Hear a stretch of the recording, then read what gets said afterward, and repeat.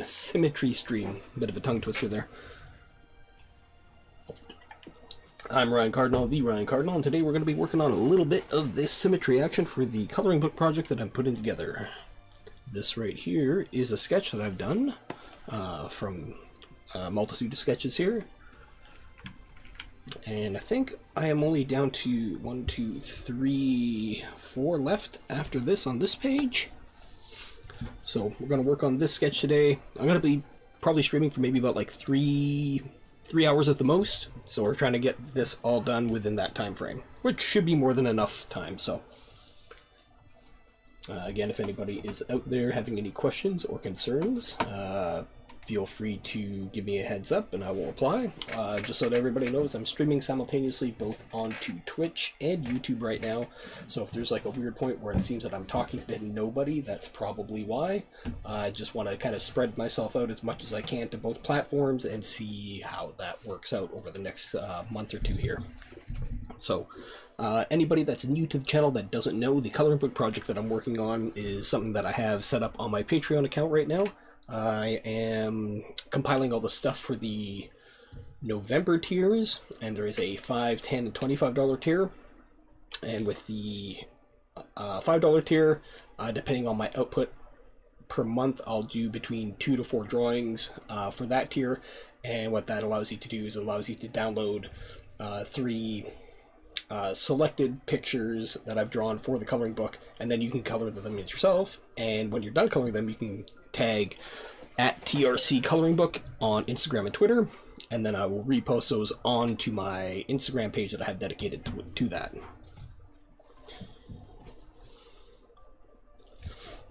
So what we got going on here, kind of like some Memphis Nest kind of warrior action. I try and keep my sketches like really loose and random in the beginning, just so I don't get like boxed into something that I'm trying to mentally perceive and project onto here. The project that I'm doing with this is so it's more of a freedom of thought and flow, as opposed to trying to conjure up specific images and trying to like carve out like this is what I want. At least that's the plan with the stuff.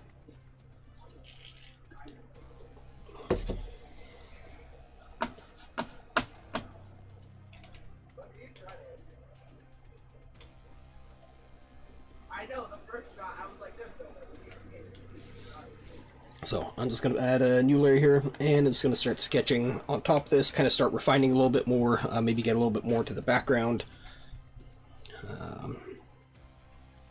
I think I might want to do maybe like some kind of like cityscape in the background, something quick that I can like bang out really fast, because like I said, this is supposed to be about being able to move the pen freely and let things happen, as opposed to trying to control, you know, very hard and fast something specific. Kind of the Bob Ross approach, you know, just like let happy little accidents happen.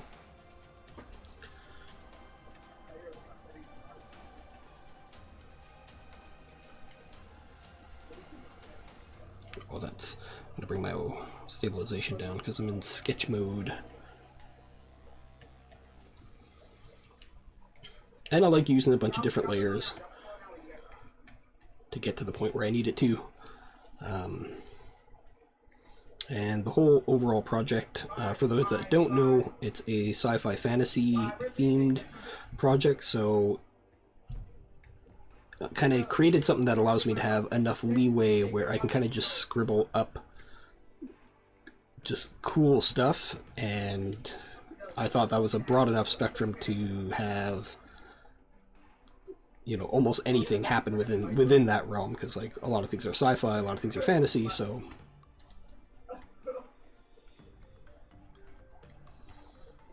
and then that way I'm not pigeonholing myself to just, you know, like medieval lore style fantasy. Like if I want to go that direction, I can go that direction, or I can infuse some kind of like, you know, sweet semi high-tech fantasy sci-fi realm stuff into it. So which I've done to some of the previous drawings for this already.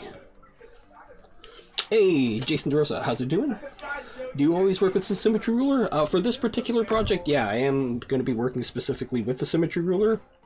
That's kind of what the whole project is based around for the coloring book. But I am also working on a comic book project right now, so obviously I'm not doing Symmetry stuff for that. But for this particular project, yeah, Symmetry is kind of like the underlying theme for the whole thing. And the reason for that too is it allows me to draw literally twice as fast as I would if I was drawing this regularly, and I'm getting like the double bang for my buck, if that makes any sense.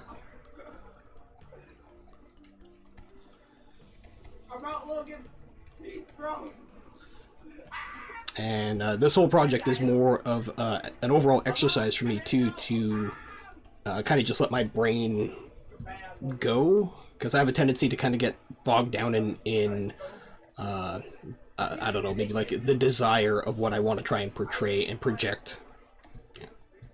And then this kind of like frees me up, because then it's just like, whatever, it does it, just make some cool stuff.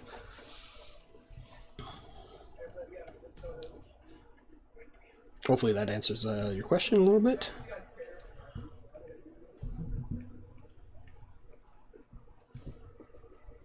And if you have any other questions, feel free to ask. Makes sense. Hey, I'll catch the rest of your broadcast a bit later. I was invited to video game match. Oh, alright, Jason. Yeah. It'll be up, so. Yeah, and thanks for popping by.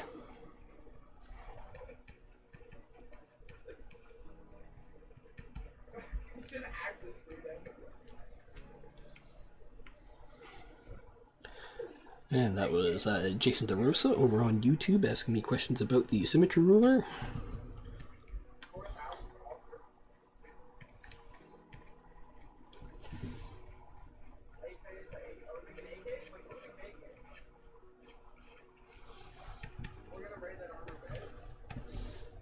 Maybe this guy will end up kind of... It's got some kind of mask element on. I want to make it kind of like a gas masky kind of thing. Yeah. Again, this is all just kind of free form.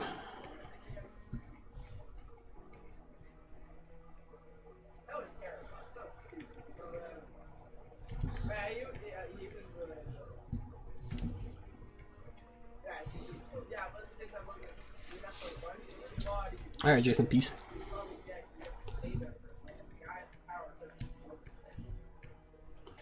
I'm toying around with the idea for the comic project I'm putting together, which is called Kayas. And it's funny, like the closer I come to wanting to actually announcing my release date for the Kickstarter or Indiegogo, depending on which platform I want to go with,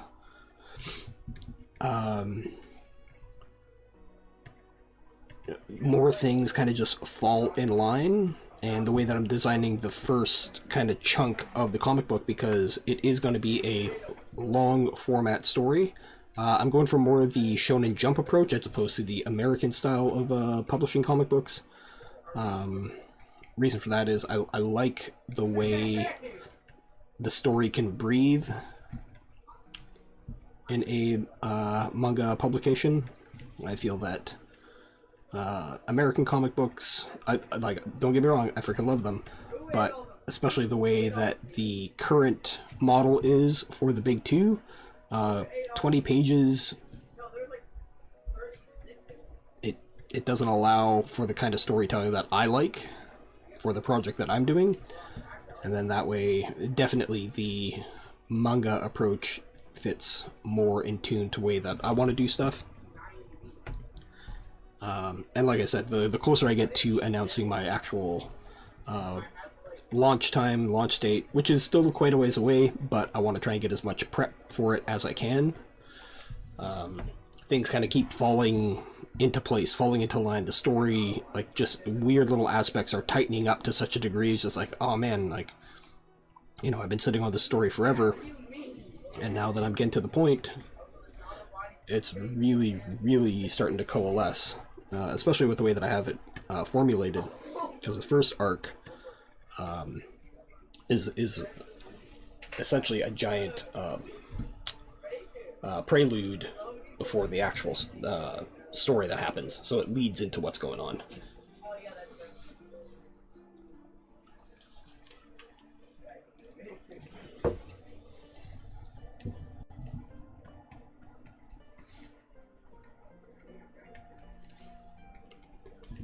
And again, if I were to do that as a quote-unquote regular comic book,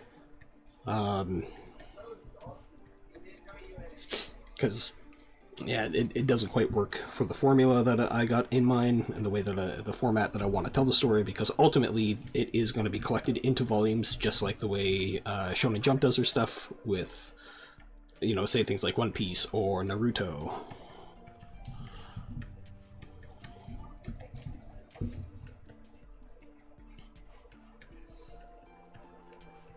Which I kind of feel is the model that it's going to end up going anyways, because I've been thinking about this a lot lately, and I've been kind of just observing and keeping an eye on what's going on in the comic book world right now, both in the main two, Japanese, and the, I would almost say like the new underground or the new indie style stuff of what's going on. And I've seen people release, you know, a giant volume for their Kickstarter or Indiegogo, and it's like, hey, here's 300 pages of comic book, which is freaking awesome and amazing. But kind of the weird problem with that is, maybe this is just me kind of spouting stuff off the top of my head, but part of the problem with that is you're not only asking somebody to buy your product, which is, you know, 300 pages, you're also asking them for the read time of that 300 pages. And I think that can also be a deterrent for a lot of people, because in their head, that is a mental commitment already, and that somebody says 300 pages, that's already a lot of quote-unquote time, even though, like, we all know comic books blast by super duper fast, but there's a weird disconnect that happens, and I think that might be a deterrent for some people. So I think breaking it up, because I have my model, I have my plan on how I want to distribute these things, which does include a digital aspect to the overall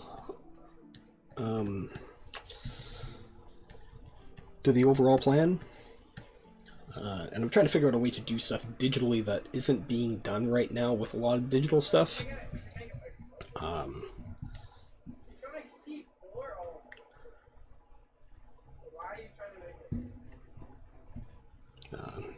Because yeah, I've been sitting on the story alone since 2005 and working on it since then. Tried it a couple times, and every time that I tried to pull it out, it just didn't feel like the right time. It didn't feel fleshed out enough. But now it definitely feels that way. And like I said, everything is kind of lining up. You know.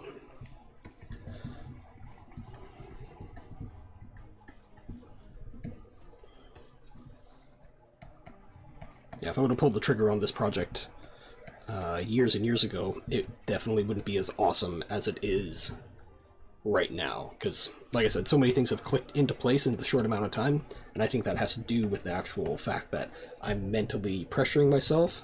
It's like, hey, we are doing this. This is gonna go. This is gonna happen. So you need to get this part of the story dialed, and as soon as that happened, my brain would go click, click, click, click, click, and it's just like, oh, that works out so good. And I never would have thought of that a couple of years ago, because, like I said, parts and elements of the story, you know, weren't there, but now they are. And they become so integral to the overall story arc, especially later on down the road. Because, like I said, it's a long format, ongoing story, much into the same vein as Shonen Jump, and the way that they do their stuff.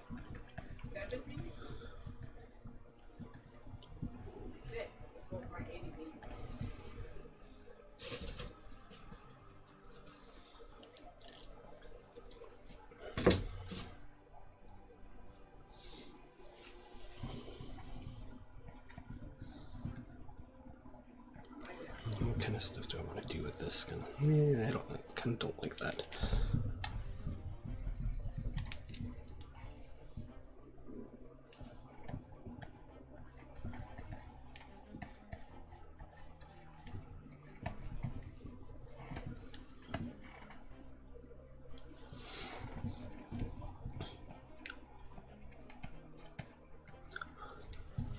It's like, do I want to give this guy a staff or not?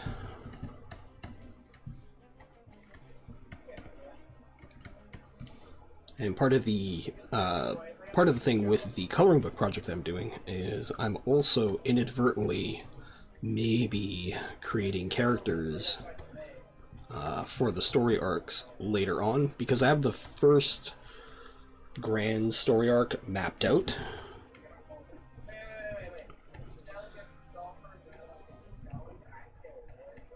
And that itself is going to be a long frickin' tale.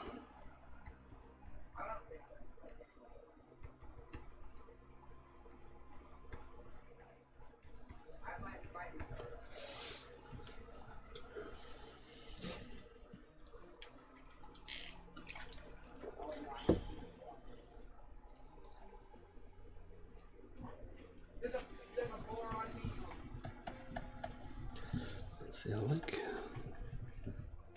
kind of like the rhythm of this stuff here.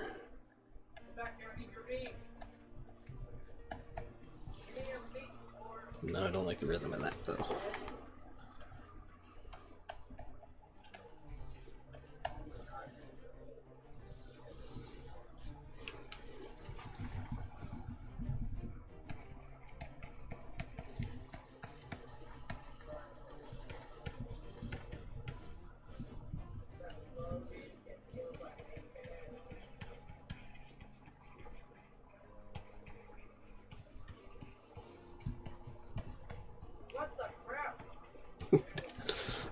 My kid's playing games. So if you hear anything in the background, that's most likely him and his buddies playing something on Steam.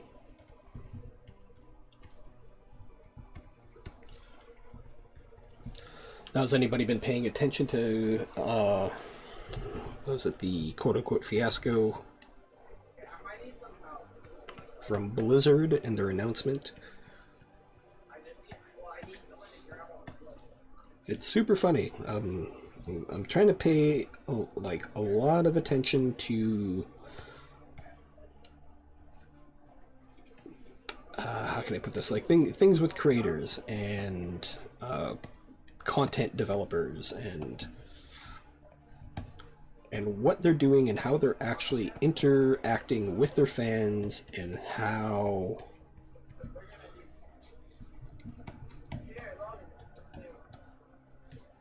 they're taking feedback.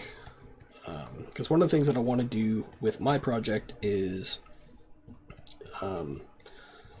because for me this project, not only the coloring book project but also the comic book project, I'm using it as pretty much like art growth. For those that don't know, I was a tattoo artist for 20 years, and that kind of puts you into a specific style of drawing.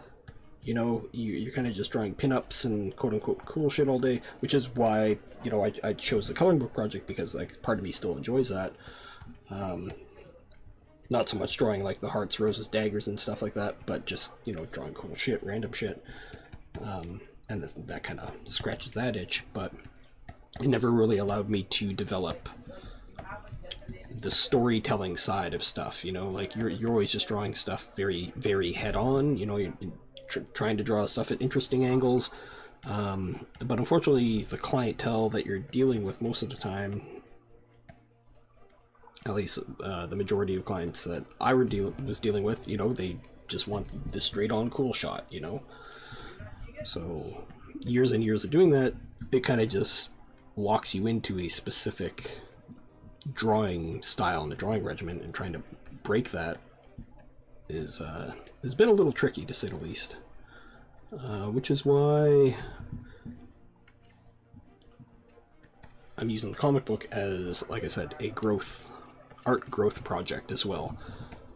Because ultimately what I want to be doing is the comic book full-time. Right now I'm working as a storyboard artist, storyboard revision artist, and kind of taking whatever gigs I can here and there. But the ultimate goal is to take that money just to have the time to do the comic book, you know? because I'm not 100% of that world, as it were. So I'll go in, you know, work the job, take the money, and then come back to the projects that I want to do. And if I can slowly transition to getting to the point where those are, you know, making my bread and butter, that's where I preferably want to be. And slowly build up a fan base, so that way, you know, the comic book audience will grow and grow and grow. And as much fun as the coloring book project is here, ultimately I would like to cast it aside and work solely on the comic book. But like I said, this also scratches an art itch. So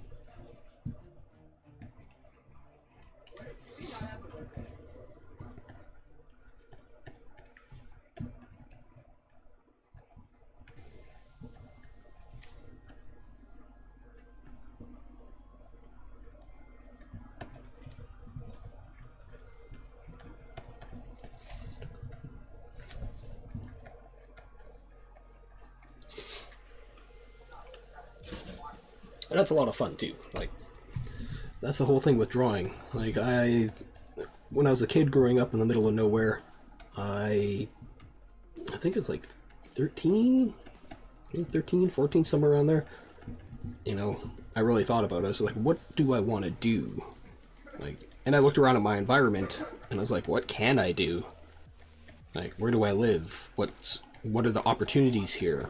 And really tried to examine what my possibilities were on where I grew up. And when I say I grew up in the middle of nowhere, I grew up in the middle of nowhere. Nearest town's like 40 minutes away.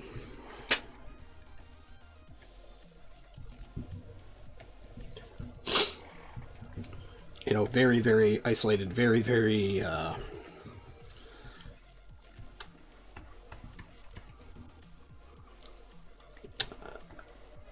like, has its pros, has its cons, kind of a thing. If you wanted to go someplace to get away from it all, it's a great place for that. You know, just to unplug, click out. Everything's much, much slower, so it's great for that. But you are bound by the rules of what that place offers, and it's not a lot if you are looking for certain options in creativity. So at the age of 13, I was just like, well, shit, what do I want to do?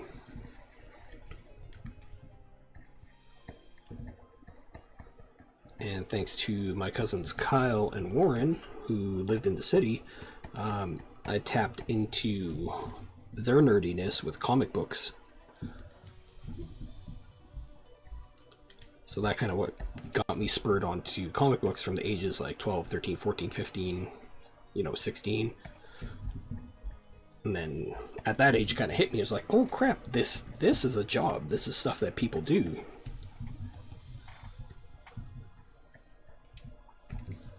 It's like, oh right, this is a thing. That's a possibility. And I remember watching Wonderful World of Disney, Sunday, 6 p.m. And they did a thing on animation. And I was like, oh man, that's also another avenue of drawing. I was like, oh, that's totally awesome. But then they showed the Wonderful World of Disney, and they showed what goes into the animation of Winnie the Pooh. And they, step by step, showed you how animation is done, and I was never turned more off of drawing than at that moment. Literally watching somebody go through, and as they put it, hundreds and hundreds of pages of the same thing to make it move. And I was like, nope, F that.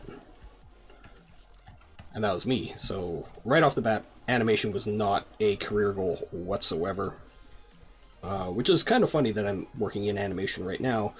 But again, I'm trying to get my way out of it. It's a great job to have, especially here in Vancouver.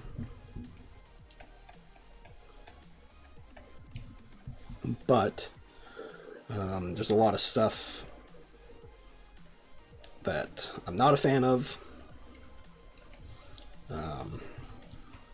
Just, you know, little things. I wouldn't say little things, but just the constant burdening of storyboard artists to do more and more and more. And now I haven't been in it long enough to, you know, quote unquote, be burdened by it, but I am old enough to see what upper management is constantly trying to do, and that's put more responsibility onto storyboard artists. And by that I mean, see, back in the day, you were the storyboard artist and you were responsible for just getting the overall feel of the story, you know, and then it would be handed to the keyframe animators, and then the keyframe animators would inflect their actual animation into it, and that's where more acting would actually come into play.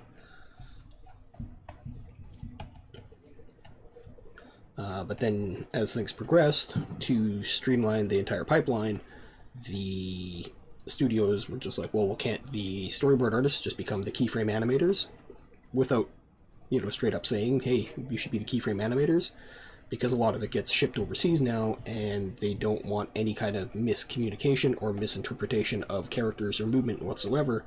So boom, you know, storyboard artists are now essentially, without being paid, keyframe animators. And now another thing that's being tacked onto that is first draft editors. So with programs like Storyboard Pro, they're now making you be the first draft editor, keyframe animator, and storyboard artist for not any more pay than the storyboard artist.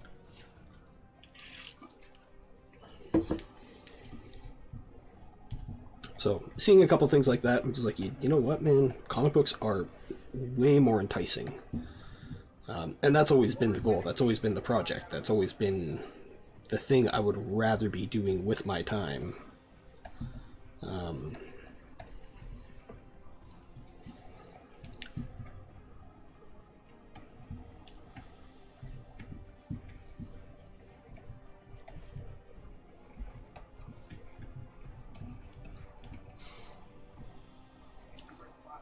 Just because you can create way more and develop way more story and have way more output in that medium and in that format than you can almost in any other medium. And especially if you have a team going for you. Again, like I always harken back to manga artists and the way Shonen Jump does their stuff. Yes, it's brutal. Yes, it's savage. Like 20-page output a week is mind-bending. I'm just like, man, like that is insane to me, but also at the same time absolutely admirable, because, you know, those artists are maniacs. It's not a healthy lifestyle by any means, but I do appreciate the amount of dedication and love that they have for their craft and their characters and their creation. But alas, Shonen Jump is also pretty damn savage. There's the popularity polls, and if you are not popular and you're putting all that energy into it and your stuff starts falling to the back of the books, you're done. You're gone.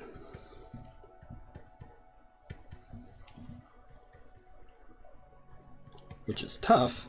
But I think that's where it comes back around full circle to what I was talking about with crowdfunding and kind of this new indie vibe going on with a lot of stuff. Is you can take that model and adjust it to suit your needs a little bit better. And as long as you start building up a good solid fan base and they know what you're doing and what you're planning, and you deliver when you say you're going to do that. Hey there, TSM Breezy, how you doing? Did you take classes to do that? To do what?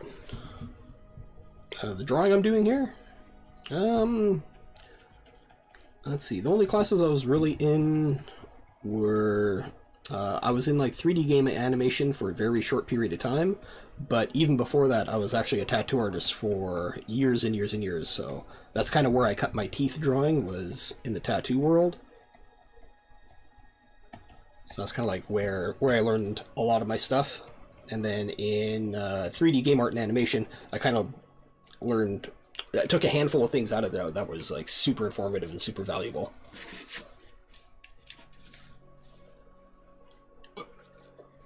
But for the majority of it's been self-taught. There's been a couple key moments in my career where I've literally got to a point, scrapped everything I knew, threw it in the garbage, and started all over again. And one of those moments was when I started using digital medium and stuff like that for drawing and whatnot.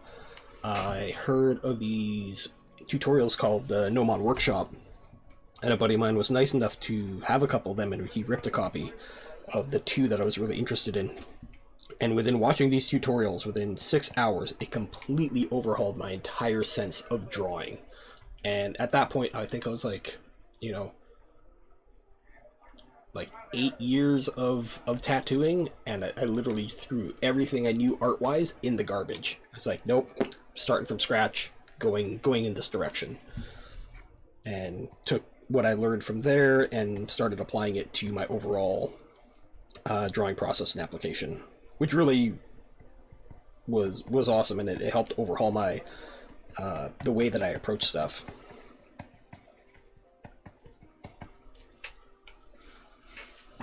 Hopefully that answered your question there, TSM Breezy.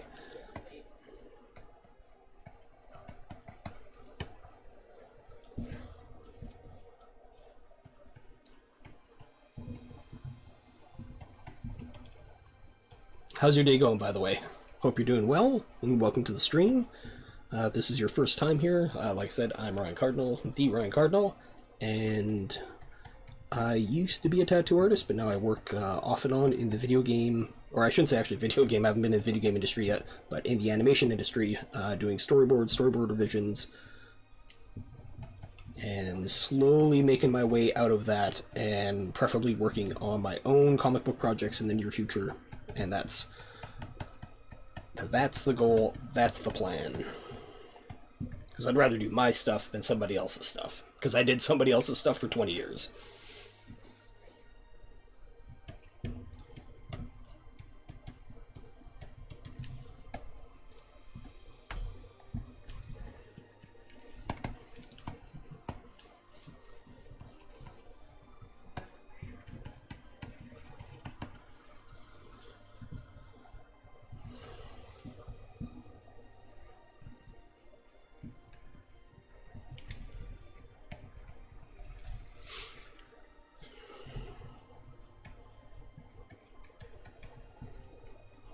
Hopefully, with the game plan that I have, it will. Well, this is the thing. I'm not banking on the comic book thing, you know, happening and exploding right off the bat. It'd be awesome if it did, but my goal, my plan right now is to kind of almost do like hit and run tactics with the comic book project that I'm doing until it becomes successful enough that I can transition into doing it full time. So, jump into the animation industry, or literally whatever job I need to do at the time, to save up enough money so I can take a break off and work on the comic book projects, and then do Kickstarter or Indiegogo, fund the project. And like I said, I have a couple ideas, a couple plans implemented that I haven't really been seeing a lot of people do for Indiegogo projects or Kickstarter projects. So I'm kind of keeping my mouth shut on those right now.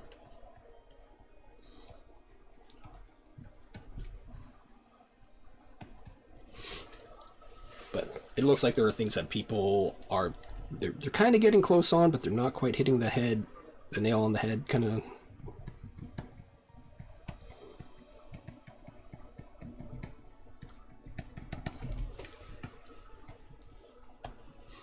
guess I can adjust my rubble and debris. I can do that separately. Now we'll come back in. We'll throw this guy in here. Bring that back up here. Now I want to bring this.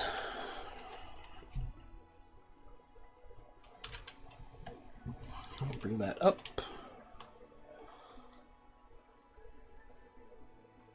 I'll get some background symmetry going on with this.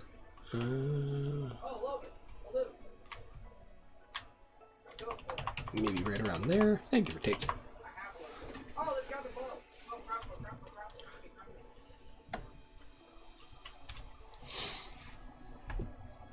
But what was I babbling about? Oh yeah, so one of the things that I've been thinking about lately with comic books and a lot of the projects that I've been seeing going on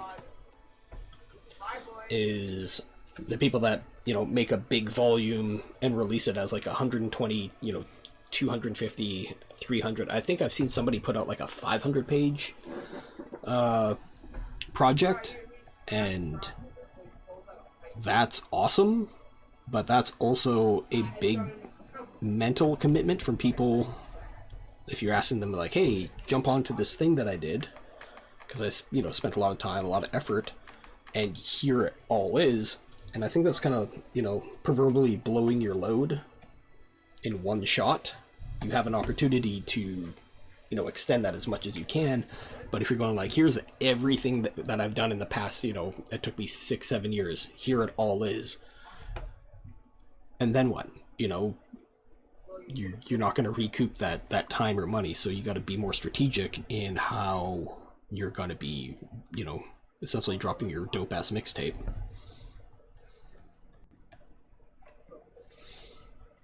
At least that's the way I kind of view it.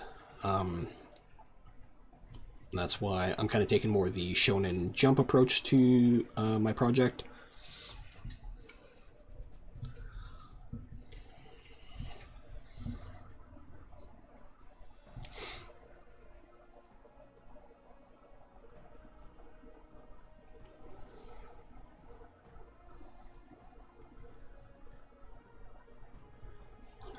And there's also going to be more of a quote-unquote collector value put on it as well, which I'll get into the closer I come to the actual project date and project time and all that kind of stuff. Because like I said, I've been observing and watching and seeing what everyone's doing and what everyone's not doing, and seeing what's working and seeing, you know, angles that maybe other people aren't privy to. And that might be because of the quote-unquote doctrine that the North American comic book market has kind of like drilled into everybody's head.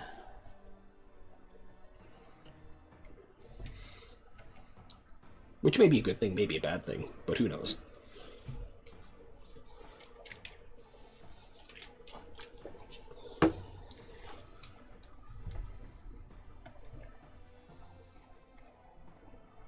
But I definitely think it's time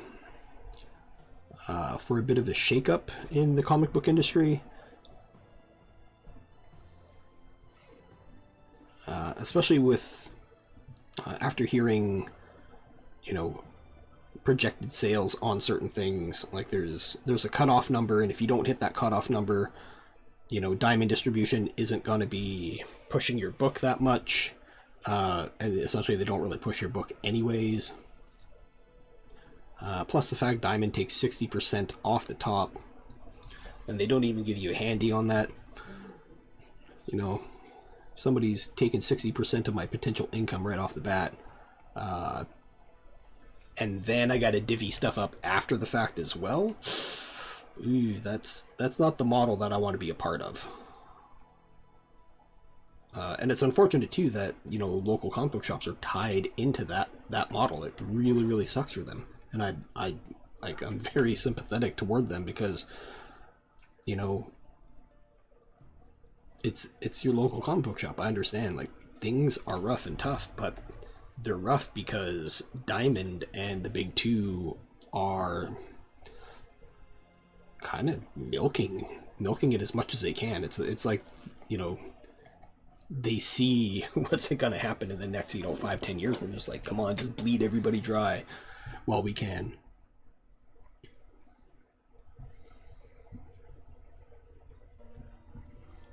There's a couple ways that I've been thinking about to maybe implement some kind of change on the retailer market side. And one of the big things that I think that can be done and should be done, and I've searched everywhere, it's not being done, is creating a retailer database. And during this retailer database, you, as a retailer, now this would be volunteer, and it's got to be a secure thing, so that way nobody's going in and fudging numbers and stuff like that. But most comic book shops are local ma-pa shops. They're not, big chains like, Midtown Comics or Mile High or anything like that. Every place is just a small place trying to sell enough to stay on top of it. And most places, comic books are not their main focus anymore. Like, comic books are literally delegated to the side, and it's all about selling all the additional stuff, graphic novels, statues, like anything else they could pull in. Like, it's not that far off of being a Spencer's or a Hot Topic where they're selling comic books as well.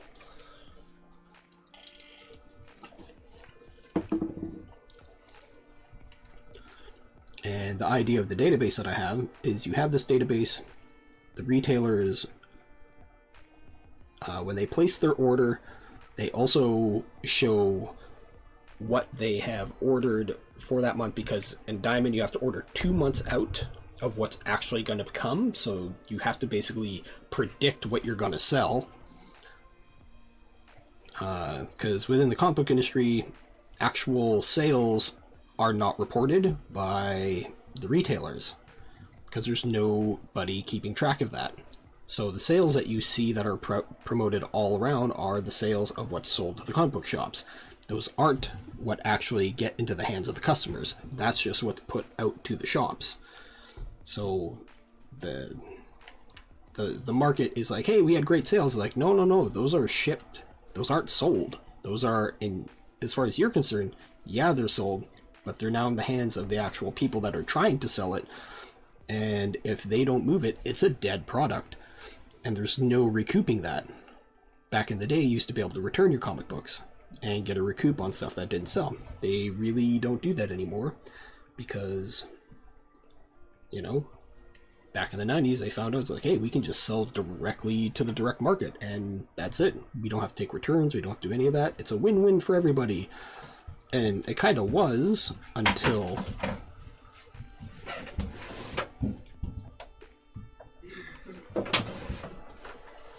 Sorry about that. Holy shit. It was until, comic book shops, they're not making money on this. So back to the idea of the database. And what the database is, they place their order 2 months in advance. They show what they've ordered, how many units, and then when the time comes, they get their order. They show, in conjunction of when they received the order, how many units they received, and then immediately in the first month, how many they sold of that, second month, how many they sold of that, and then the third month, how many they have left of that stock. Now, this is a pain in the ass, but I think it would really, really help drive home to the market, to the industry, and show them, like, hey, these things aren't moving. Whatever they may be, whatever those particular books might be. And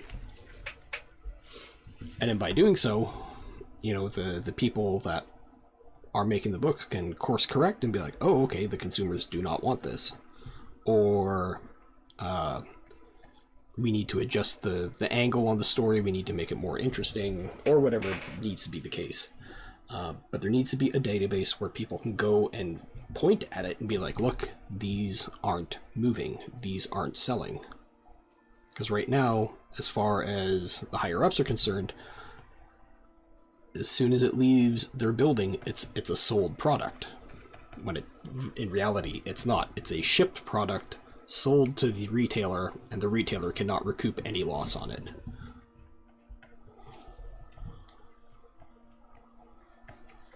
Which I think is freaking mind-blowing. You try and put this through to almost any other type of distribution, and it doesn't work like that. Like magazines, stuff like that, you know, it doesn't sell at the end of the month, it gets shipped back, there's a reimbursement, you know, data is collected on that, what's selling, what's not selling, you know. And I kind of think that's where comic books started to go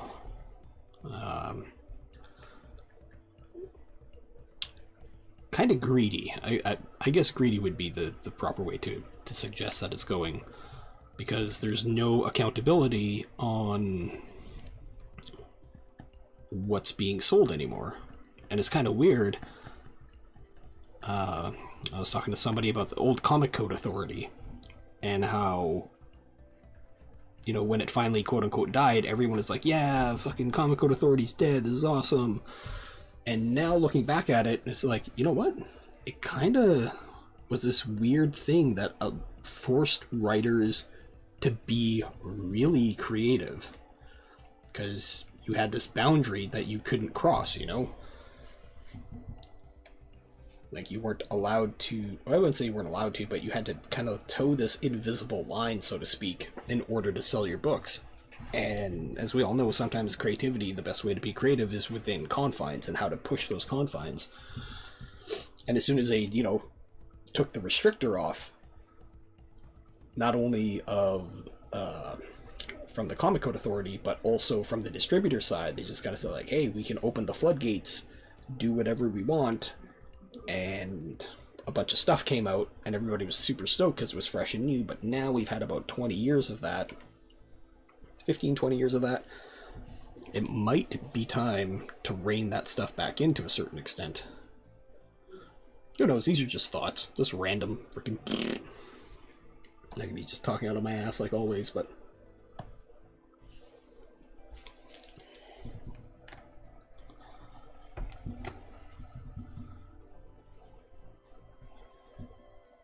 But always interesting. These are things that, like, keep me up at night. And I don't mean, like, keep me up, like, in a fevered, like, hobo nightmare dream. I mean more like just thoughts as I'm just about to fall asleep, and then my brain will be like, hey, what about this? Like, hey, have you thought about maybe a database might help? And it's like, oh, fuck, seriously, come on, I'm trying to go to bed. No, seriously, think about this. A database would be a great idea. Like, dude, it's 3:30, 4 o'clock in the morning. Like, just go to bed. No, let's think about this. So yeah, unfortunately, that's where my mind kind of slips to right before the night comes to claim me.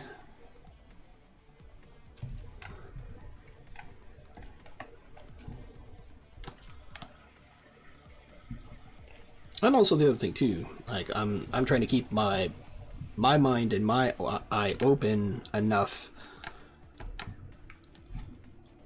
Because, like I said, I want to be doing my own creator-owned project, my own thing, down the road, hopefully perpetually until my dying days. Like, that's ultimately what I want to do. One of the reasons why I quit tattooing is I sat down one day, and this is after, you know, a long day tattooing, like, you know, like, probably like 12-hour day. My back hurts. I'm completely destroyed. I'm hunched over, just gutted, you know. And I was like, man, do I want to be doing this when I'm like 40? Do I want to be doing this when I'm 50? Do I want to be doing this when I'm 60? Do I want to be doing this when I'm 70? And I was like, fuck no. And I was like, what do you want to do? I was like, man, I'd rather be making stories and having fun. And that was the key moment where I was just like, all right, we got to make the plan to get the hell out of tattooing, because, like, if this is not the thing you want to be doing, we need you out of here now. I was like, all right, let's do this. And ultimately, you know, subconsciously just started making the plans and preparations for that.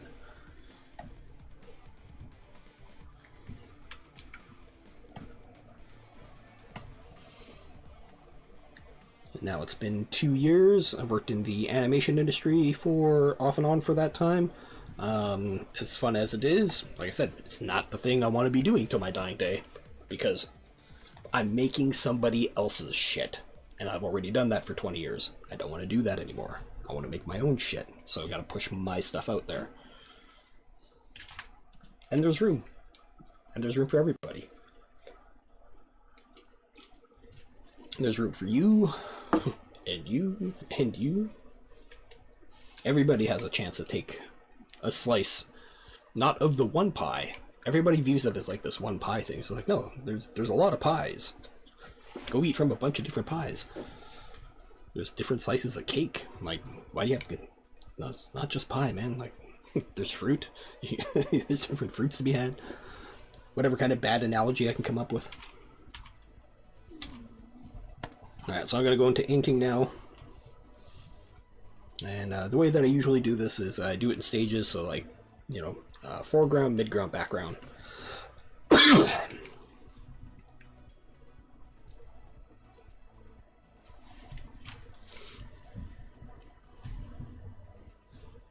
see here. Oh, I'm on red. Whoop.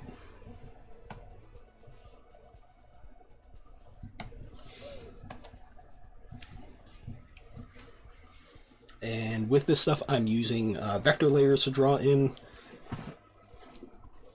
when I'm doing my line work. I'm trying not to get my big head in the way of the camera here too much.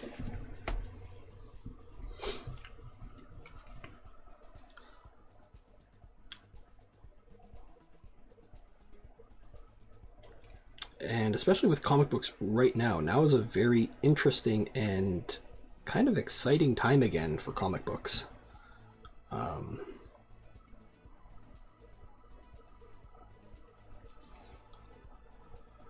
And I don't mean that as,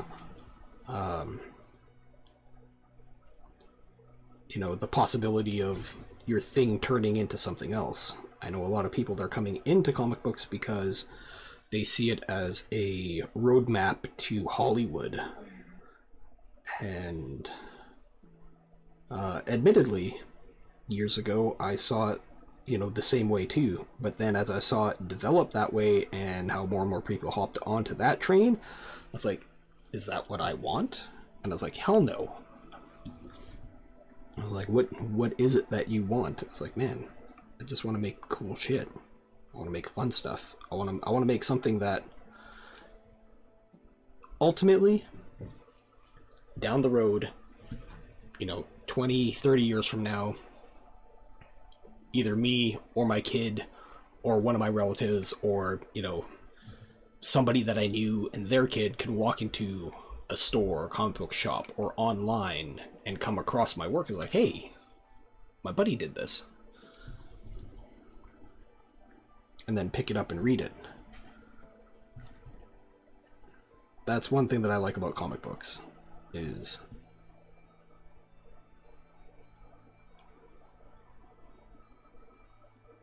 it creates this, there is a bit of timelessness and date stamping when you're working on stuff.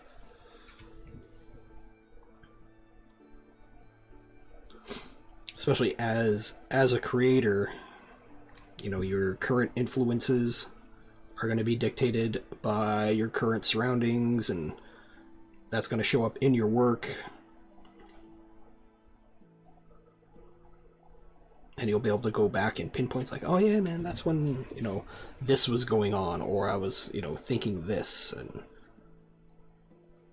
because as an artist, and then many of you out there as artists as well, I can guarantee that when you look at a piece of artwork, it will draw you back to the moment of when that piece was being made. You know, random details of the day. It's like, oh man, I remember that day when I drew this page, or I remember when I drew that thing. Maybe some people are like that, maybe some people are different, but I know I'm like that. I can be automatically drawn back to a moment when I look at stuff, which is why when I had my sketchbook stolen years and years ago, it was devastating to me, because that's how I used to keep track of my memories. My sketchbooks were essentially my photo albums, because I could go through each and every single one of them and conjure up what happened that day. Little side note on that as well. That's kind of how I used to cheat in school for tests. I was always a horrible studier. And I would always be in class, and the teacher would always be like, take your notes, and I'd be writing it stuff down, and I'd be more concerned about trying to get the notes down before the end of the class, or he switched the paper. So I'd be, just scrambling, just trying to like write this shit down. And, test time would come around, I'd look at my notes would be garbage, and be missing stuff because I'm, like, horrible writer. I'm pretty much dyslexic. Like, if I'm typing, to anybody out there, if I'm dropping out words or words are misspelled, that's why. Because, like, in my head, I've already put it down. It doesn't exist. It's not on the piece of paper. So that's how my notes used to be. And then I gave up. I straight up just said, screw it. I gave up. I'm just going to draw. And I discovered in socials class that if I was drawing while notes were being taken or subjects were being talked about, I was able to remember them better as I was drawing, because I would almost encode what I was saying into each stroke and each line. So as a cheat sheet, which none of the teachers knew because this sounds insane, they'd be like, oh, you can't bring any notes in with you to class. I was like, well, can I just bring my, drawing with me? Because if I finish early, can I just sit at my desk and finish my drawing? And they'd be like, they'd look at it, it's just a drawing. They're like, oh, yeah, no problem. And unbeknownst to them, that was my cheat sheet.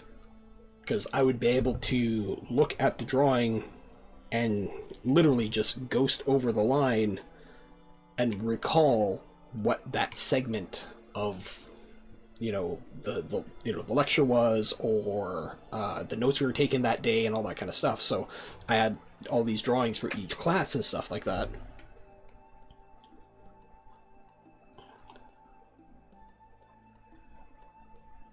So none of the teachers caught on to that, because that sounds freaking insane, but that's how I would essentially cheat. And it's not that I'm putting like encoded messages into like the drawings of the notes, or no, that's nuts. It would literally be like, oh, I was drawing the head and this was going on and we were talking about this, and like, oh, okay, I know the answer to this question now.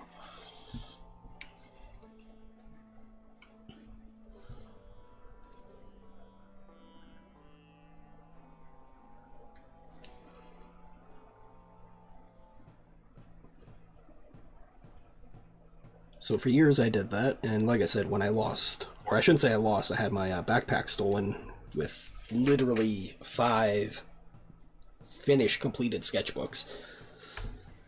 And that was at like this transition period of me drawing and like learning stuff and adapting, and then poof, gone. That sucked.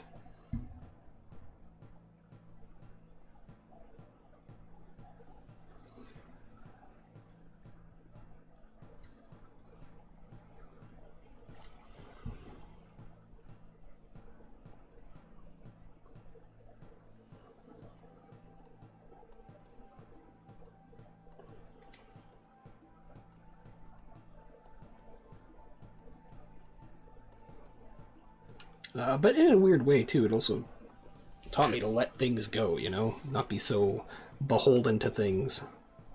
Because I was devastated. Like I said, it wasn't the fact that I lost the art, it was just like, man, those are memories that are gone. Hanging out with friends, buddies, and stuff like that, and the anchor to that time,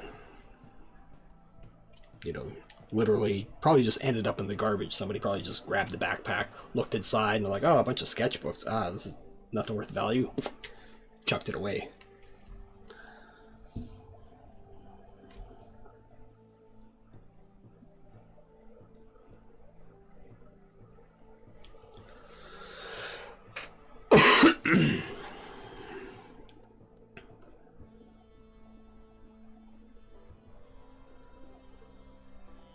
But that's how it goes, man. Nothing lasts forever.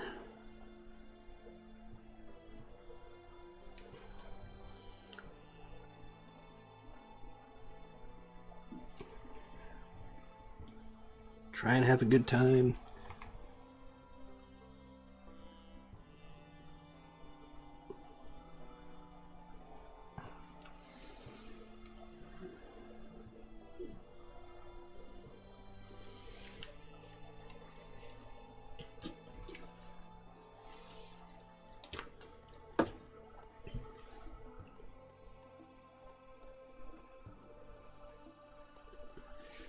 Nope, don't like that.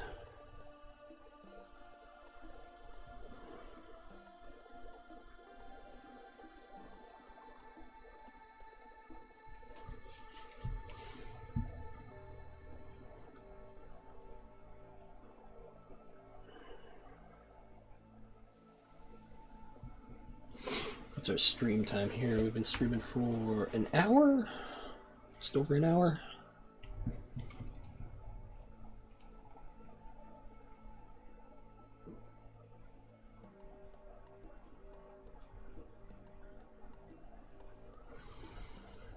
Goal is to get this done in 2 to 3.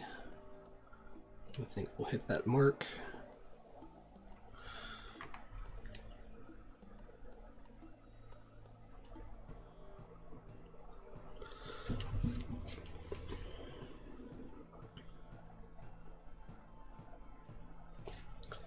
So what's everybody else out there up to today? Hopefully everybody's doing good, doing fine.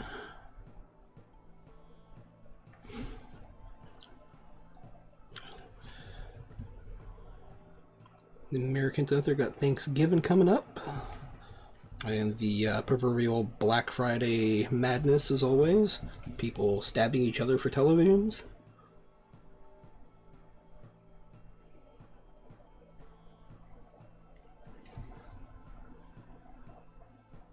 See what kind of craziness happens this year, because it's always nuts.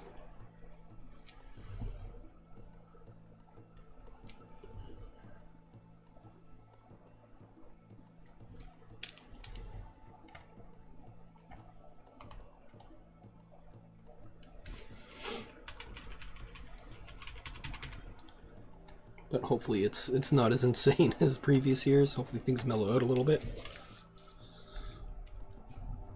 But who knows? You never know. That's the thing.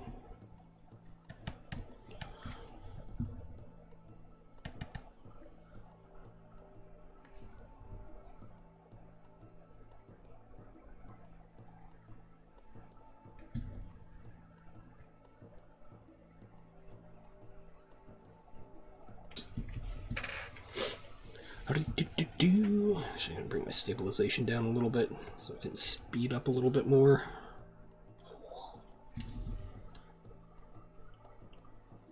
Now, I love the stabilizers in Clip Studio Paint. I think that's the thing that really seals it for me, because I'm able to adjust it to make it feel like I'm drawing with an actual pen. It kind of gives that just that enough lag and drag, to me anyway, where it feels like there's kind of a bit of tooth to something that's slippery.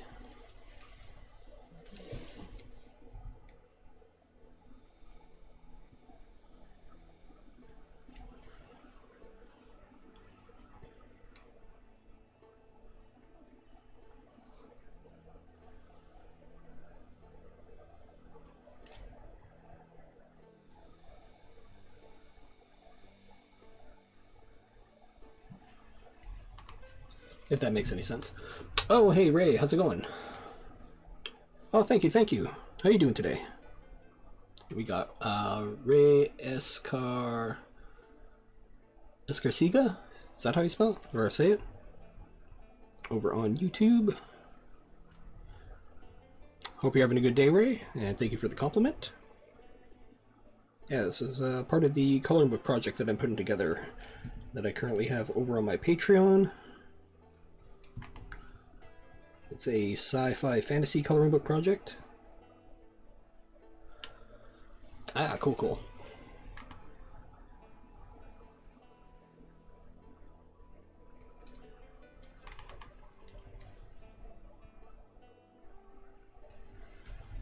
Yeah, so all the stuff kind of looks like, you know, along these lines, cyborgy, weird stuff. I don't know. Just kind of stuff that pours out of my head that I'm not really trying to control terribly too much. I just let it happen.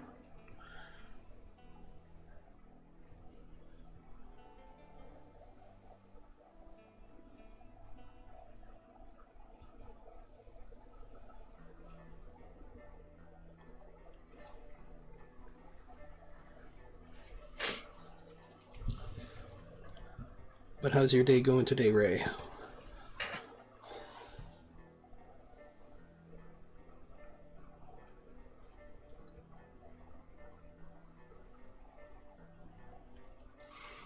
What brings you by? Were you just kind of strolling through and was like, hey, that looks kind of neat?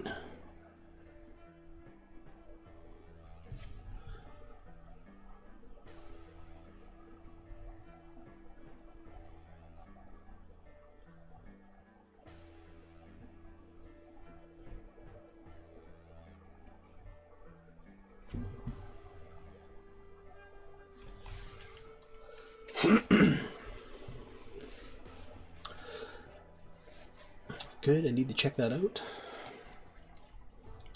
Yeah, slowly putting it together. Right now I have... Let's see what I got available. I still have to put up my November drawings onto my Patreon. And hopefully we'll be doing that either later on tonight or possibly tomorrow. So there'll be a new batch of coloring book pages available for the $5, $10, and $25 tier.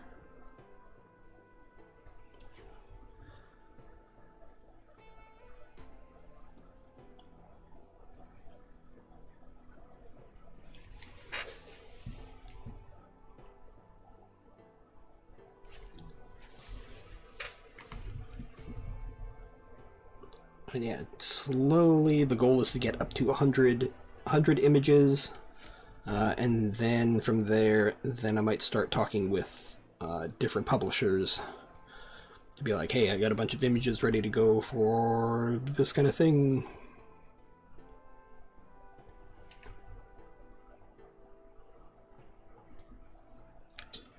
Just a fun project, you know? Because like I said before and previously, I was a tattoo artist for 20 years, so this kind of gets rid of that drawing itch to just draw some cool random stuff. Yeah, I seen you drawing, had to check it out. Oh, awesome. Well, thanks for coming by, man.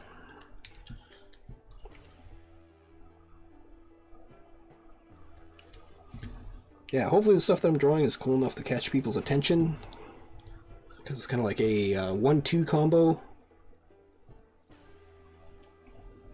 Get people to swing by, check this out, and then, you know, maybe it'll be enough for them to hang around, and then I could talk about my comic book project, which is pretty much all I've been blabbing about. It's comic books, comic book industry, all that kind of stuff.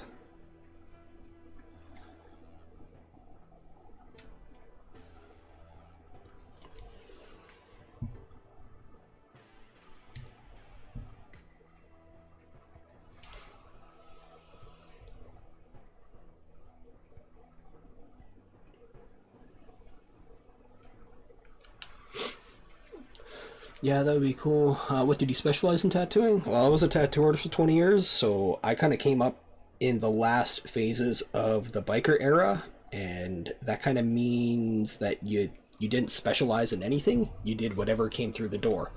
You know, somebody wanted tribal, you did tribal. Somebody wanted traditional, you did traditional. Somebody wanted to do a portrait, you do a portrait. There was no, you know, oh, I only do, you know, wildlife black and gray flowers. There was none of that. It's like, if you tried to pull that with the shop I was at, you'd be like, get the hell out of here. So I was kind of a jack of all trades when it came to tattooing. But the stuff that I really liked doing right before I finished that career, my last year and a half, I was basically just doing nothing but like comic book stuff. I was like, you know what, screw it. I'm retiring from this. I only want to do stuff I'm interested in and that's super fun. So if it doesn't fall within this category, I am not doing it. So it's like comic books, you know, fantasy style stuff, finishing up a lot of old work. And it was super funny too. A lot of people thought I was, you know, kind of pulling the wool over their eyes. And when I told them, it's like, hey, I'm quitting, they're like, yeah, we heard this before. And it's like, no, this is it. Like, I am finito. And like, yeah. It's like, no, you have a year and a half to get all your stuff done. If you can't get in during that time, that's it. You're gonna have to go to somewhere else. And then right near the last month, everyone's like, hey, so can I get in? It's like, dude, I've been booked up for months. I warned you. Yeah, I'm working on a comic book right now. You can actually view the first 8 pages of it over on Webtoons. Here, I'll drop a link to it here. Now I have the first 8 pages up on Webtoons, just kind of as like a bit of a teaser, just a taste, so people can kind of get a vibe of what I'm going for. And what's up on those 8 pages actually isn't the complete finished drawings. Those are just kind of like what's up there for right now. But it's enough to kind of get the vibe and feel of what I'm going for. So let me just drop a link. Yeah, that's awesome. That's why your lines are super clean. Yeah, that's years and years of tattooing definitely will do that to you. It's one of my strengths and also technically one of my weaknesses, because doing storyboards, you're not supposed to be crisp. You know, you're supposed to just kind of like get the vibe. You get the gesture of it and move on. But I unfortunately have a tendency to,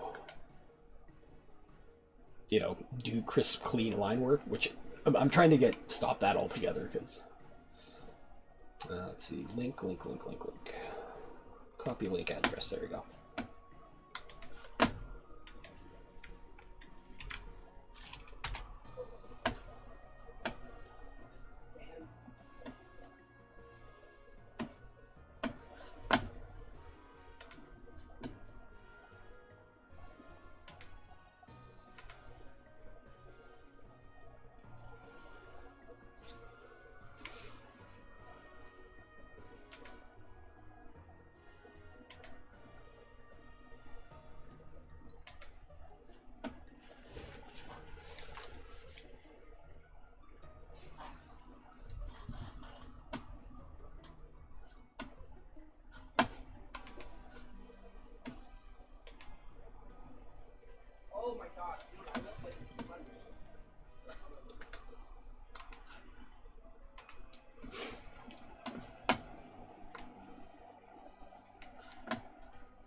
Let's drop that, Control B, there we go. Bloop.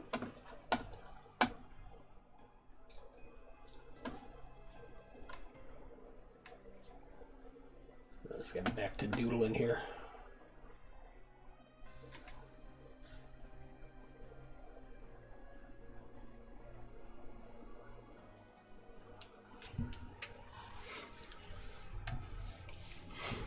So yeah, I got that up there just kind of like a precursor.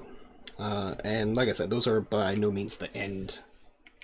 Yo, Planet Chaos over on Twitch, what's going on? How you doing?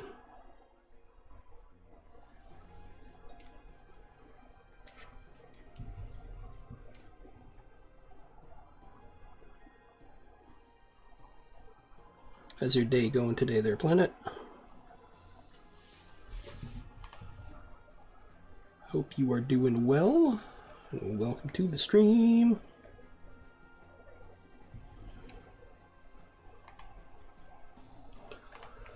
Doing well? Awesome, awesome.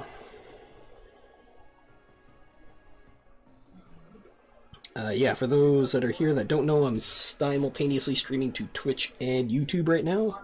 Trying to build up my YouTube channel a little bit more. Been doing a little bit of research on that, and apparently YouTube accounts for, in the US at least, apparently 70% of how people get their news and information.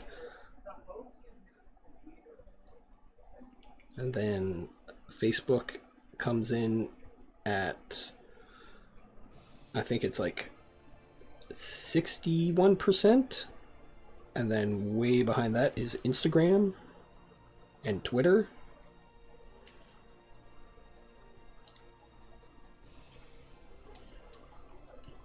One of the podcasts I listened to was talking about it, because they were talking about the algorithms that YouTube uses and how weird and terrifying they are.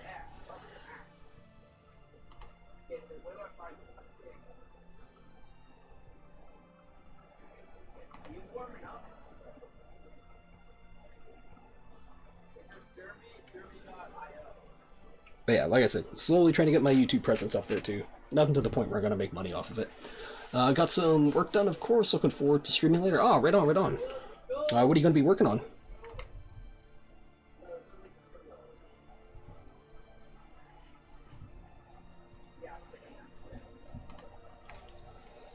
Let's see. I have Restream set up, but never used it. Yeah, it took me a little while to figure out exactly how to set it up the way that it worked good on my setup. Let's see, continue the Dryad creature. Cool. Yeah, it took a little bit to set it up and figure out, you know, the bit rates that work best and stuff like that. I had it like pinned pretty bad, but I think I have it dialed now where it streams to both of them decently, where it's not bogging down my bandwidth and also killing my CPU. Because right now, as it stands, I'm not getting any drop frames.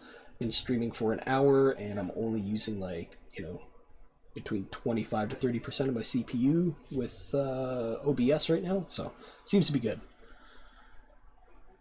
And the other thing too is because I'm not affiliated or partnered with Twitch, I haven't agreed to any other terms and conditions that way, so as far as the TOS is concerned right now, I believe I can still stream to both simultaneously until they switch those up. I'll just kind of be doing this on Mondays, streaming to both. That is until my job kicks in, where I'm going to be doing some storyboard stuff for a company on a cool project. Just kind of waiting to hear back from them to sign the papers. Hopefully they get back to me soon on that, because I'd like to be locked in for that time. I was supposed to work for another company, just doing a brief stint just for the month, but then they completely ghosted on me, and I'm like, oh, thanks for the heads up there. That's nice. Like, yeah, that was really good. Oh, thanks, Ray. Yeah, I'm glad you enjoyed it. So yeah, those are the first 8 pages that are up. I have up to page 54 with the thumbnails right now in the comic book, and I have drawn up to page 27. And so when I decide to go to do either my Kickstarter or Indiegogo, I don't want to be drawing the book as the Kickstarter or Indiegogo is going on. I want to have it completed up to a point. And then that way it'll be easier to fulfill. You know, I'm not promising something that I don't have. I don't like that kind of stuff. I'd rather have it completed and then present it.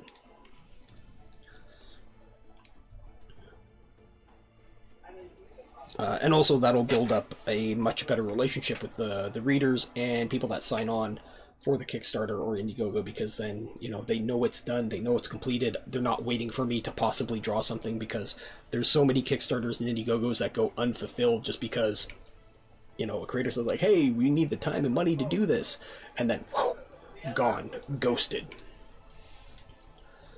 And I don't want to do that. I want to have everything ready in the bag, ready to go.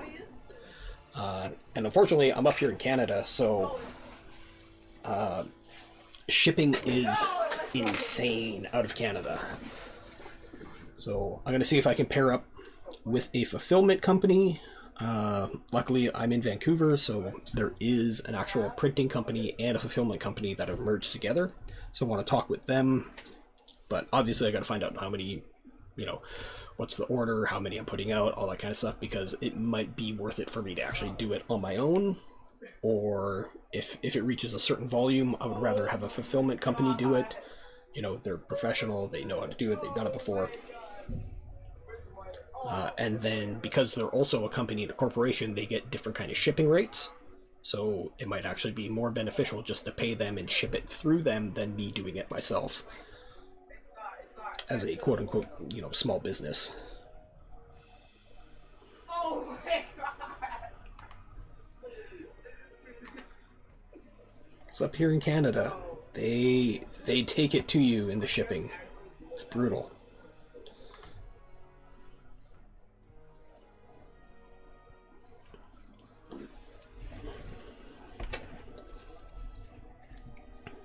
Oh my god! I was one of my words, so I know what it is. I know what it is. And this joint, but this sucks, by the way. This really sucks. You're not gonna understand. What is the person? What am I? What are you?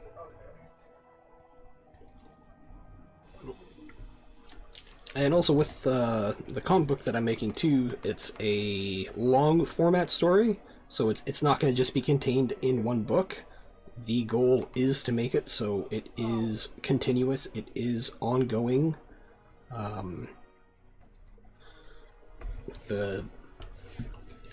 I can't wait. I'll be looking forward to it. Oh, awesome! Thanks, Ray. Yeah, the whole plan with the comic book is I'm kind of modeling it more after like Shonen Jump than Marvel or DC. I just like the way that the format of that storytelling allows. I think that there's a bit more room to breathe with storytelling in that format. I find with Western comics, there isn't an emphasis on time and the allotment of time to give how can I put it, the desired impact leading up to something, there's really no room to breathe. You have 20 pages to like tell your story, and it's just like get in, get out, and that's fine if you want to tell that story, but I'm just like no, I want moments where it may be like 2 or 3 pages of just panels leading up to a specific panel.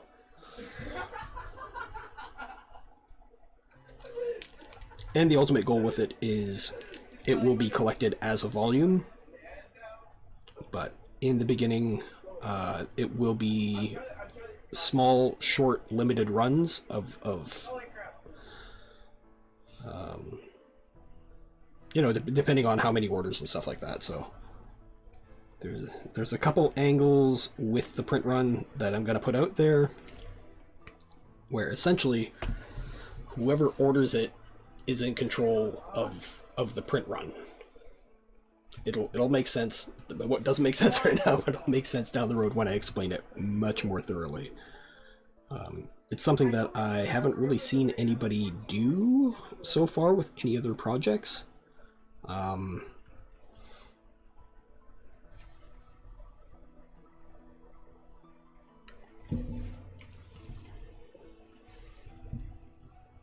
So I'll be kind of taking a stab in the dark at it here. But I got a quasi-model, a quasi-plan on how I want to run and approach it.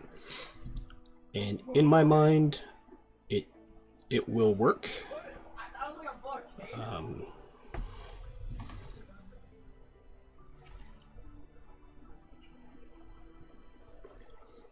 But again, I have to be receptive as to what people want, But at the same time, I'm trying to present possibly a different way of doing things. Not like, mind-bendingly different, but just slightly different.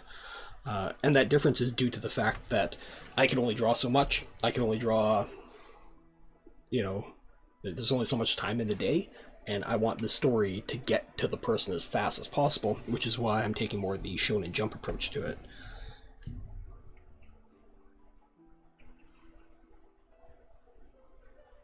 Trying to find this nice happy medium between Shonen Jump and Western comic books, which I think is there.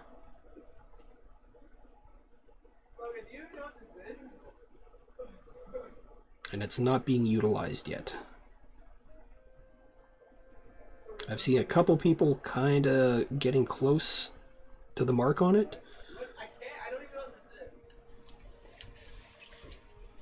And it'll be interesting to see if somebody hits the nail on the head before I release my stuff. Because like I said, all the new indie stuff that's flying around right now, like, it's a really, really fun, interesting time to possibly step in as a independent comic book creator.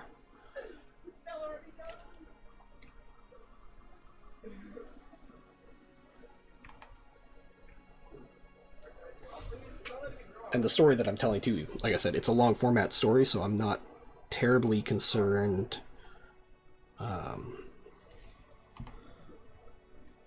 Like, no matter what, my goal, my plan is to be doing this book for a very, very long time. Like, that is my goal.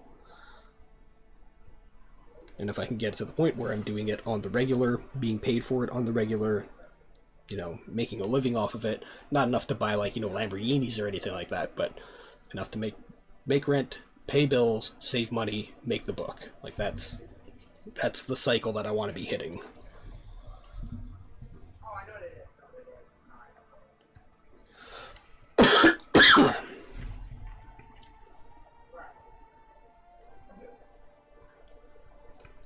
Because like I said, there's only so much time in the day, there's only so much energy a person has, you know, nobody's getting younger, and I am tired of doing other people's things. And I know what I have is fun, and it's going to be entertaining. Yeah, just keep it up. Your work is good. Oh, thanks, Ray. Definitely. Oh my god. What did I say? Yeah, words of encouragement like that are always welcome, man, because it's always tough, you know? You know, it's not like working in minus 40 below weather tough. Because that's tough. Oh, wait. People that do that, those guys are champs. I forgot I was doing the word. I got buddies that work up in the oil fields, and I'm just like, God damn it. You know, but they make bank, you know, they love it because it pays them big bucks to do what they want to do in their spare time. Make it in a different language. It's like, man, 20 years of tattooing's made me soft. Soft as fuck.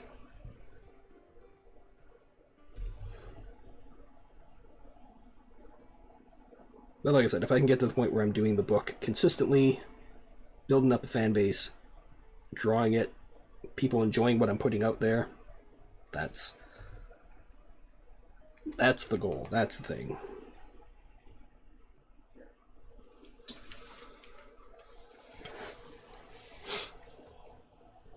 And talking to the fan base, you know, talking to people, engaging with them, hearing their feedback and stuff like that.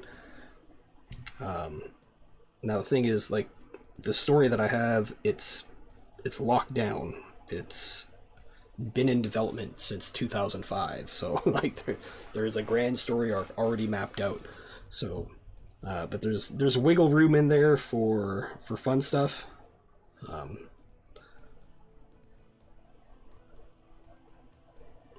And that's the way that I designed it. Because that's the whole point of making comic books and drawing. It's supposed to have fun while you're doing it. because there are moments where I'll think about the characters and what they're supposed to be doing, and I'll burst out laughing because it's fucking ridiculous. At least to me, anyway. But I also have a very, like, warped sense of humor. 20 years of being in a tattoo shop will do that to you. So there will be things that I will bust a gut on that other people will be like, dude, what are you laughing at? And it's like, I can't explain it. I'll sound like an insane person. It's like that whole scene where Bill Burr's talking about just beating up a muffin. It's like, you can't explain that and why that's so funny to you, because you come off sounding like a straight up psycho. It's like, I totally know what he's talking about. And I've talked to many other tattoo artists about this, and they're like, oh yeah, I've, you know, they'll be like, yeah, I had to go to a family dinner with my girlfriend, and I just, you know, there are moments where I just had to shut up because it's like, oh yeah, I'm not in the tattoo shop, I can try to be normal.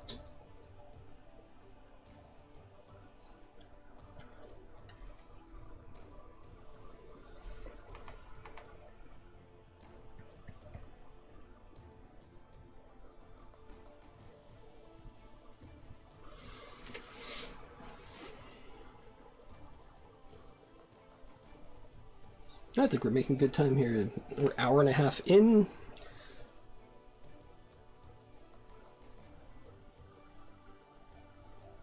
Be able to get this done within the 3-hour mark for sure. And as part of the coloring book, there's lots of things and doodads and individual spots to color. That's another thing. I'm a bit of a detail monster, if I'm allowed to be, which is one thing you're kind of not really supposed to be doing in tattooing. So doing this project is kind of a way to, you know, scratch that proverbial itch too. It's like, I want to draw something with a bunch of stuff on it, and doing the symmetry drawing, it really allows me to do that in a very short period of time, which is awesome.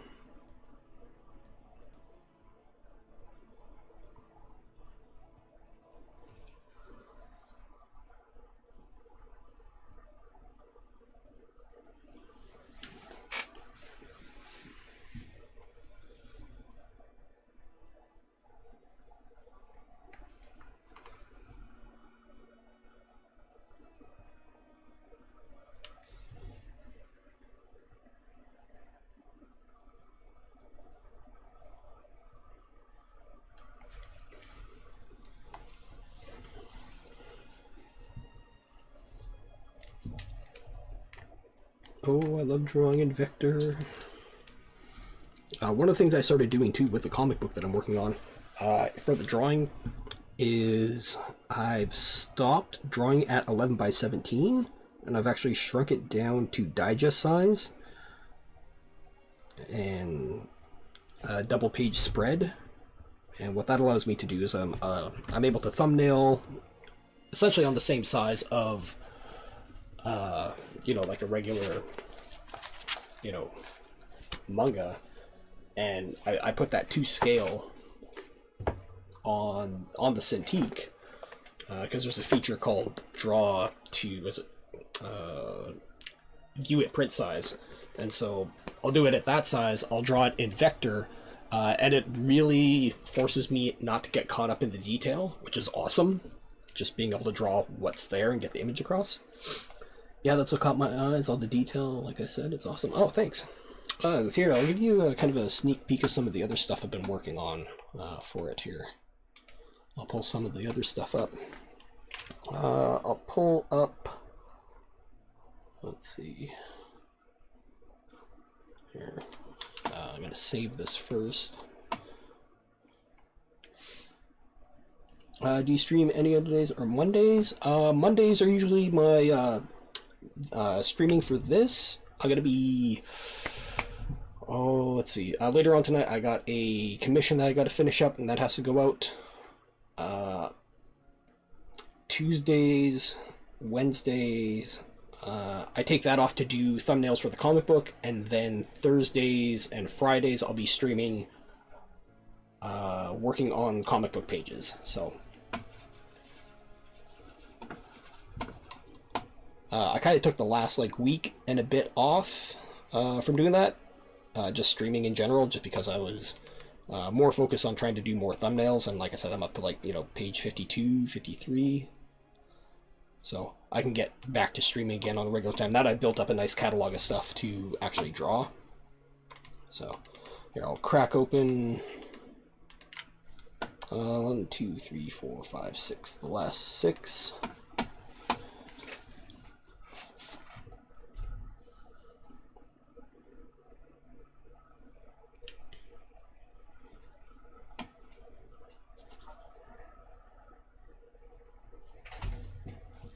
So yeah, this was the last one that I did.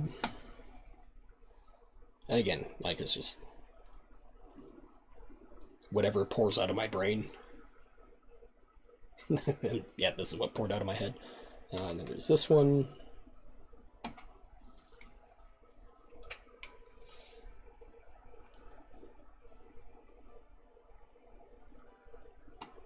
Yeah, and this way I can touch base on all the weird things I like, you know, robots and like, yeah, like this is just some dagger with a beetle and a bunch of weird like cavernous teeth kind of thing, like just stuff that's all over the place.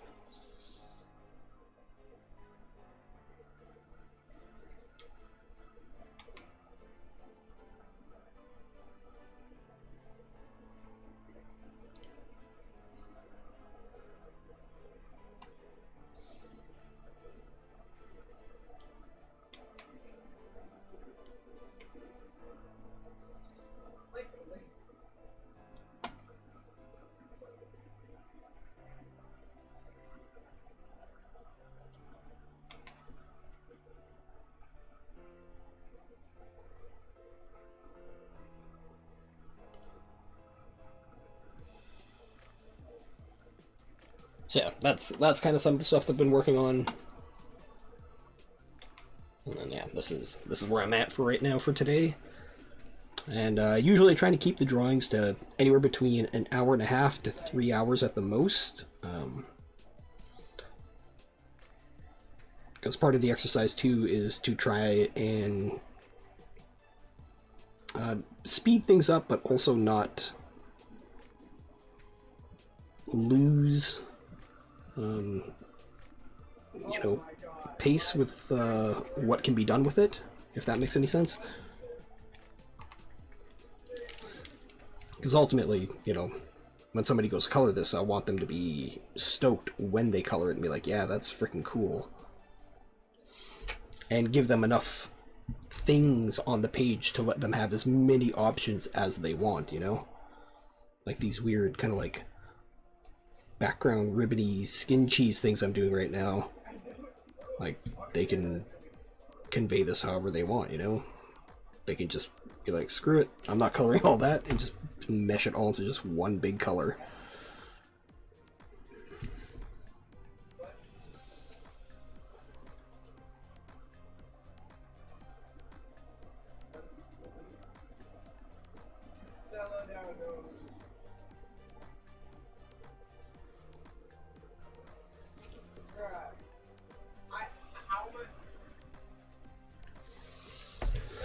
Yeah, keep it up, it looks good. Oh, thanks, Ray.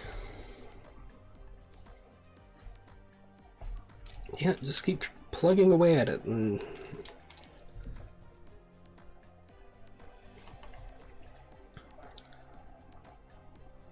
like I said, I know what I want to be doing with it, so it's just a matter of doing it and getting it out there, getting in front of people, and be like, hey, I'm doing this thing, check it out.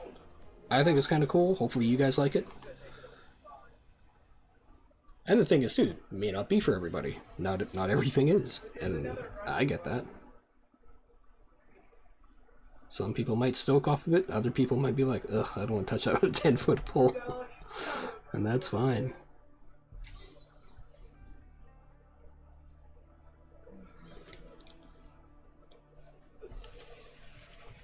But also having the ability to talk with people and, you know, have that communication back and forth and see what people are up to, how they're doing. Like, that's kind of one of the things that I miss most about tattooing. Not so much the actual tattooing part, but just you know, the interaction while drawing. And that's why I like streaming so much. It's kind of it's kind of the same vibe, not quite, but almost. Just because I gotta, you know, keep a conscious filter. Oh, hi, Dexter. You gonna come hang out?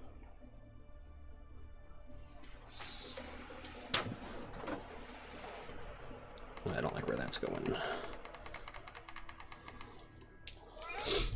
Yeah, I'm coloring, but that intense, I'm gonna need a lot of color pencils.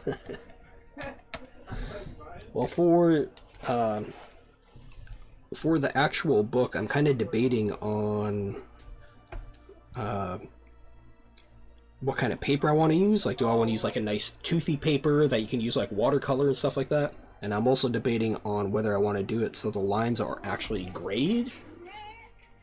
So you kind of, as the person coloring it, you have more control over the overall look of it, which means once you color it, you can actually go over and ink it how you want to, and not be beholden to just my lines. The lines are just there to kind of be placeholders for the color.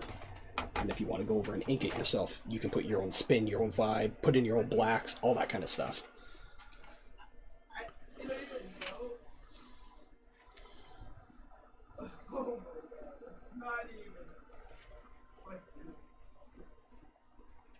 I'm almost viewing me doing this as the template, and then whatever the person wants to do with it when they color it, finish it up,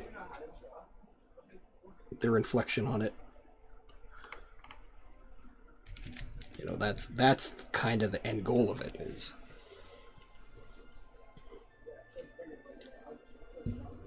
Oh, hi, Dexter. Oh, cat break.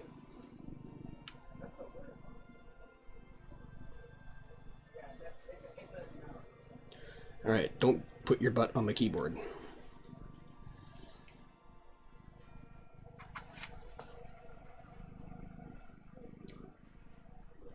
This is Dexter.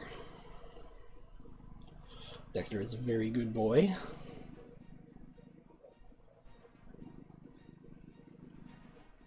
Bruh. No, I know this one is. Let's go back to this one.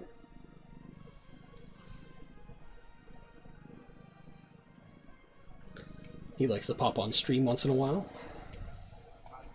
He's got his spot, which is usually right where my keyboard is. So he likes to claim that area for himself.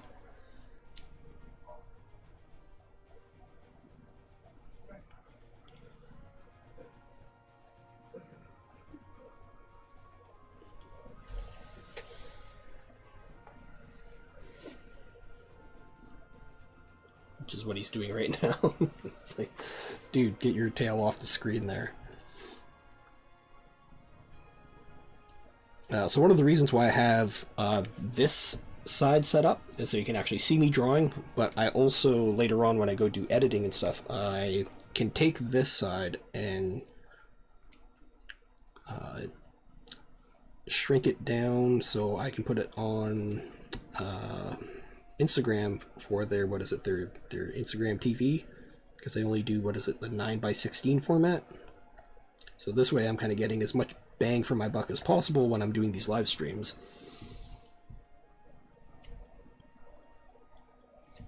And then I also take these drawings and then I do a time lapse of them so you can see everything come together much quicker, and I convert those into like 30 or 40 second time lapses, because realistically nobody watches time lapses that are more than that, or they don't want to anyway, because it's a time lapse. It's supposed to be fast. You're not supposed to sit there for 10 minutes. It's just like, dude, that's supposed to be quick. I did some experimenting with that, and I found out that 30 second mark is almost the most people are willing to watch. I like it. Well, thanks for sharing your time with me. I'll be telling people about your work. Oh, thanks, Ray. That is awesome. And yeah, feel free to pop back anytime. like I said, I'm going to be streaming both to Twitch and YouTube. Alright, Dexter, you gotta go. You're a good boy, but you gotta go. Oh, you're fighting it. Oh, you're being a wiener.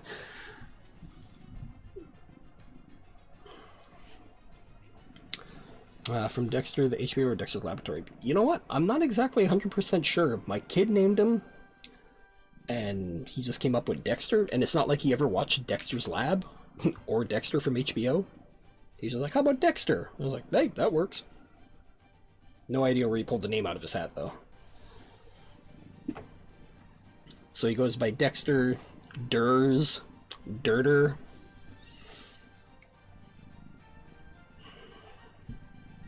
Meathead, once in a while, I'll call him Meathead. Just because that's funny.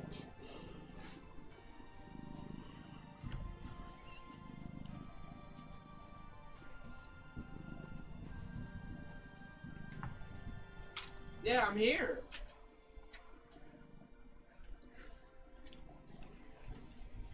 Alright, where am I? I'll get this bottom part done here.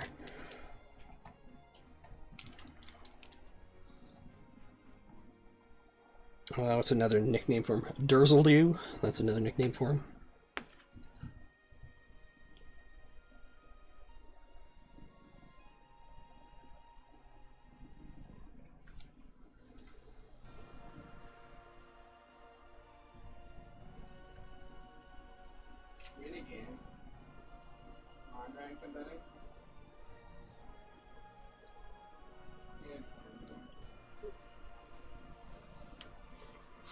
Yeah, I like your setup. Oh, thanks, man. Hopefully, with the music and stuff, I'm not going to get flagged or anything like that, because it's through this thing called Pretzel Player, and apparently it has a YouTube safe setting on it, but even on their website, they're like, hey, we've catered this to be specifically YouTube safe, but it's YouTube. We don't even know if they're aware of their parameters. So, like, kind of use it at your own risk. Put it on YouTube safe. It should be fine. And I was like, oh, fuck, okay. So, hopefully I don't get any kind of weirdness from it. Look at that, what? Because it's all supposed to be stuff that's, you know, quote-unquote YouTube specific. And apparently they got, like, a whole thing set up so, you know, if something does come up, you can kind of just be like, hey, they said this, and so what's up? Dexter, what are you sitting on? You're messing up my stuff here.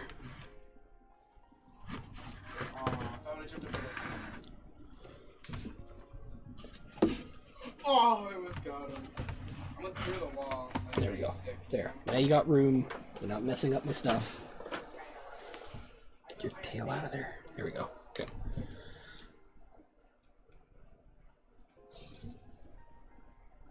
I gotta grab his tail and keep it off screen.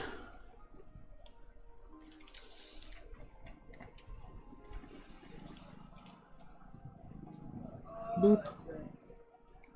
You're being so sucky right now. Seriously, what's up, cat? Well, anybody who owns a cat knows that if you're up to anything, they want to be. They're like, hey, what are you doing? How come you're not paying attention to me?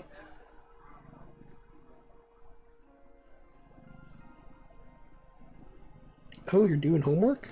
How about I just lay right in the middle of your homework?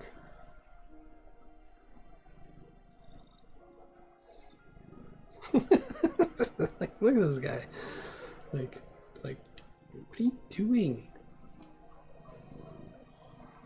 Well, I gotta get dinner for now. I should have stopped by. Hey, thanks again for stopping by again, Ray. You were awesome, and feel free to pop by again anytime. I'll be working either on the symmetry drawings for the coloring book or working on pages for the comic book.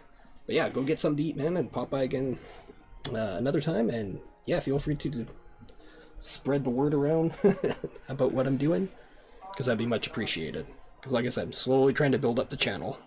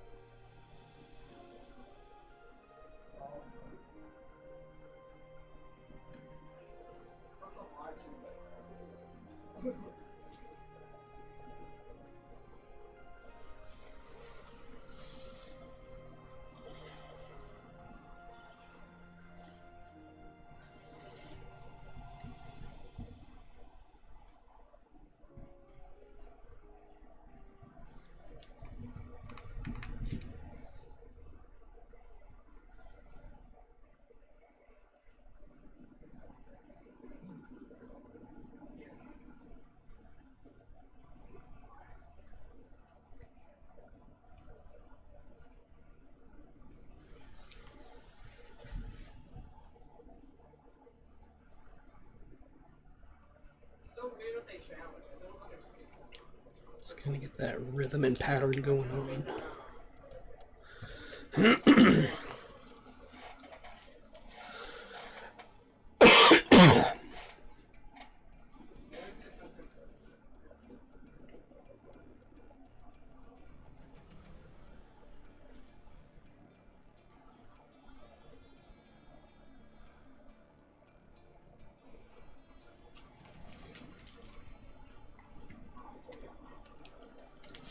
Alright, got that, got that, got that, got that, got that.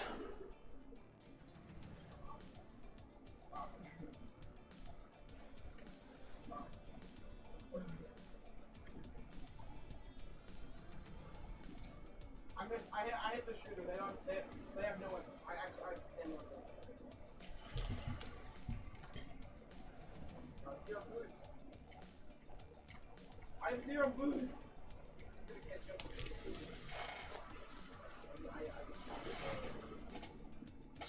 Oh, Dexter, you're such a big suck.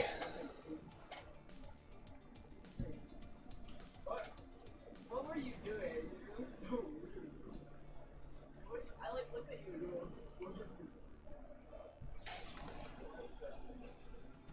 Alright, let's get this top helmet part worked on here.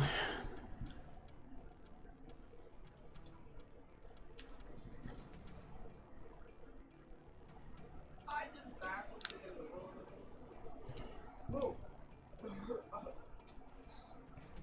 Don't worry.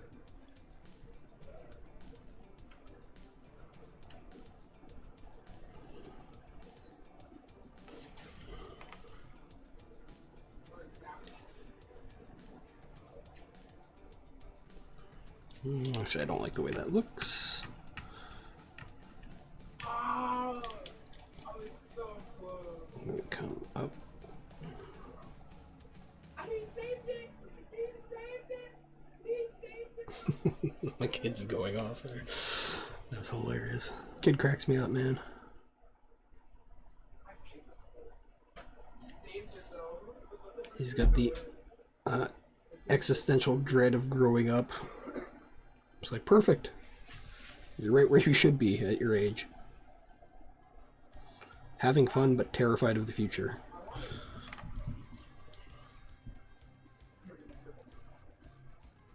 Those are fine, so.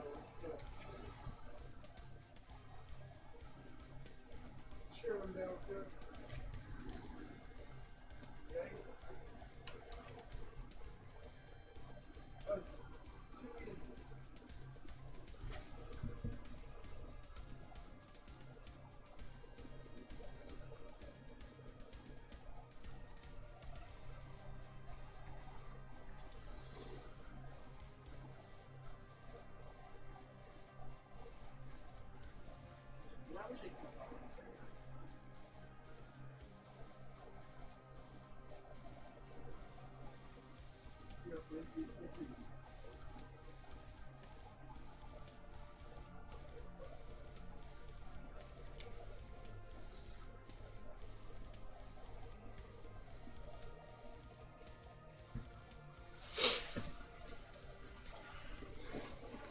Oh, Dexter. You got such a handsome face.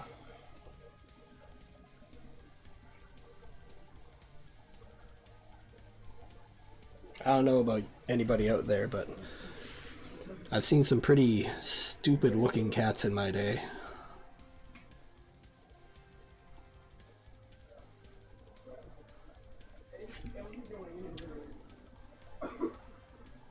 Like my one buddy had this cat, and it seriously looked like it was... It couldn't... Just by the expression on its face, it couldn't understand what was going on. Like anytime it looked at you, it was always just like... It looked like it was asking you a question, but in a way of like, hey, what's going on here?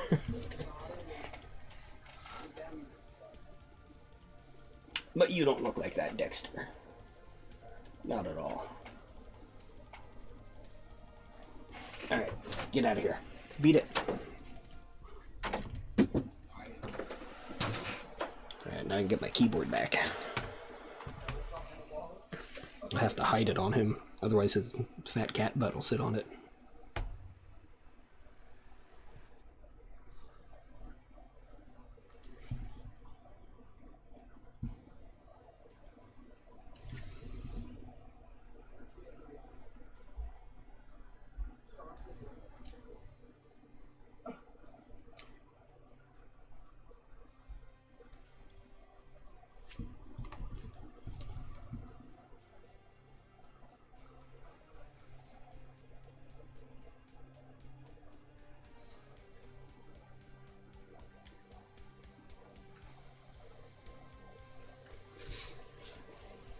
Now another thing that I'm trying to do is be definitely more in touch with the chat and everyone that is on. That's why I ask how everybody's doing, what they're up to, what projects they're working on. So if anybody's working on any new projects, feel free to shout it out.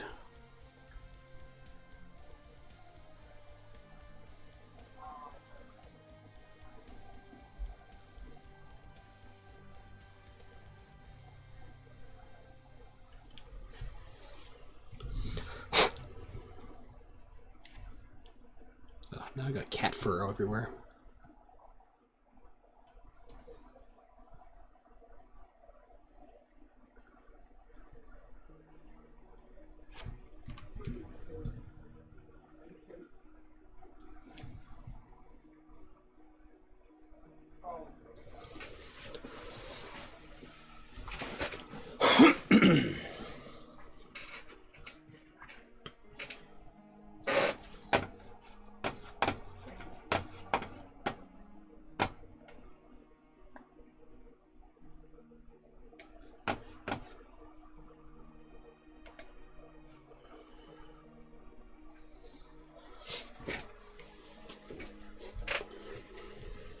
This guy's coming along slowly but surely.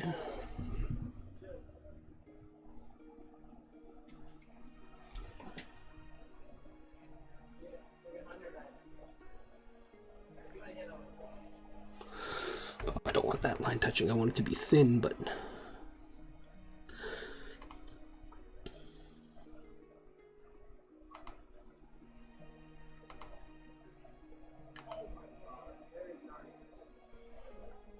there we go.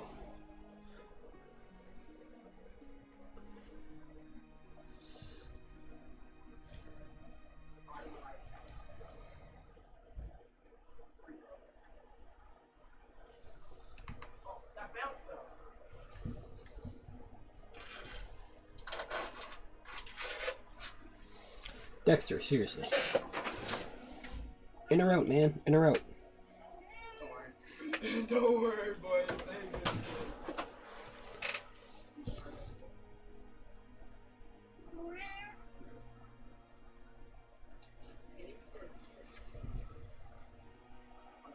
Oh my god.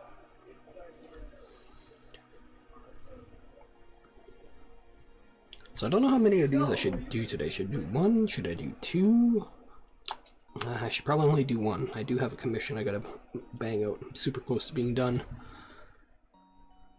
Get that done.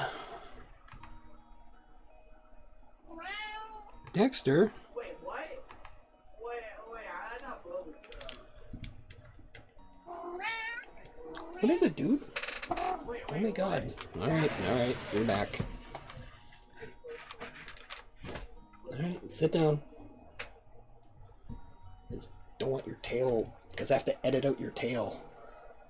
Oh, you're a jerk. Here, do that. Try to explain to a cat what needs to be done. It's ridiculous. There we go. That's perfect.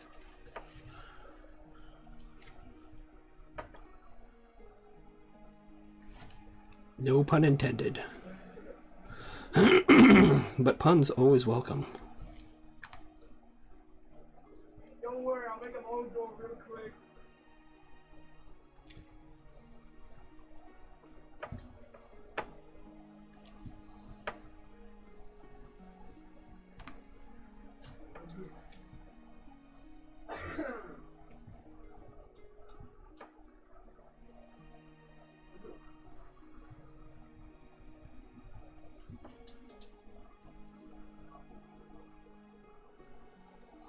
Time we at here in real time? It's 6:44 here. Okay, that should work out.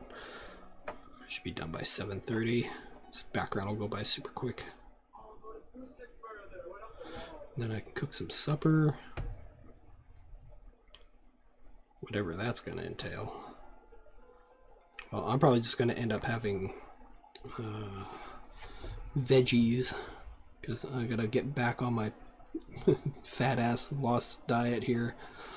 I've put on virtually almost all the weight that I lost.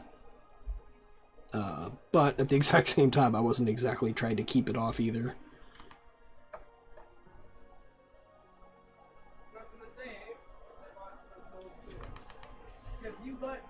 So, time to get back on that train as well.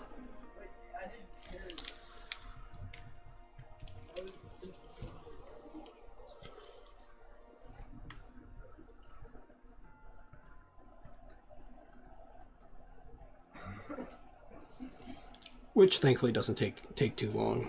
The hardest thing about getting back on the diet is kicking frickin' sugar. That is hands down the hardest thing to do.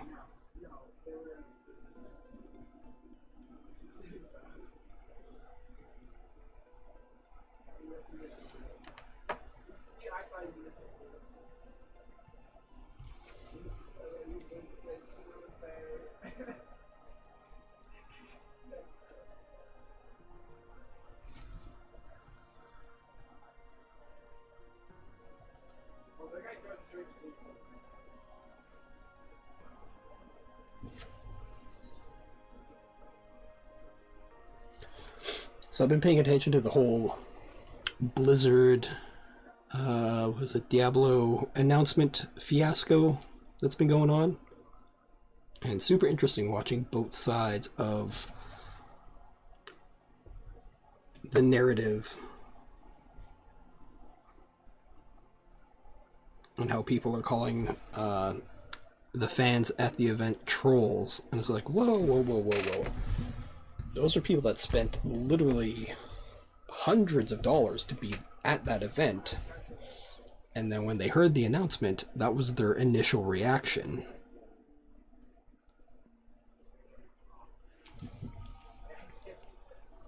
So just call a bunch of people trolls because they reacted a certain way. It's like, no, no, no, those are fans with a genuine reaction.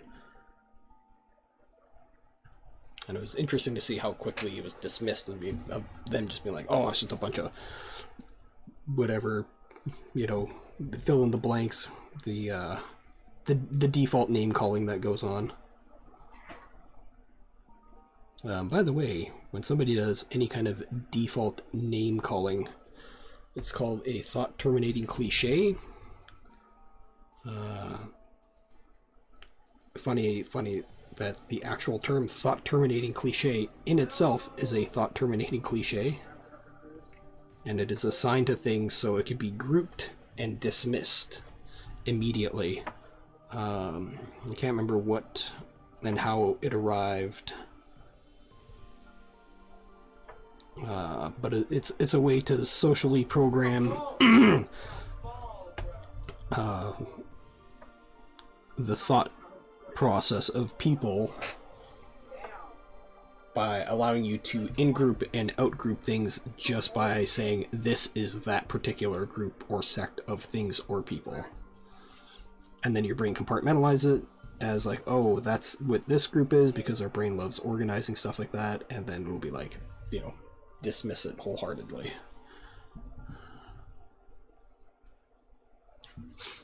But like I said, interesting to see the things play out and how people are reacting to it. Especially developers versus consumers.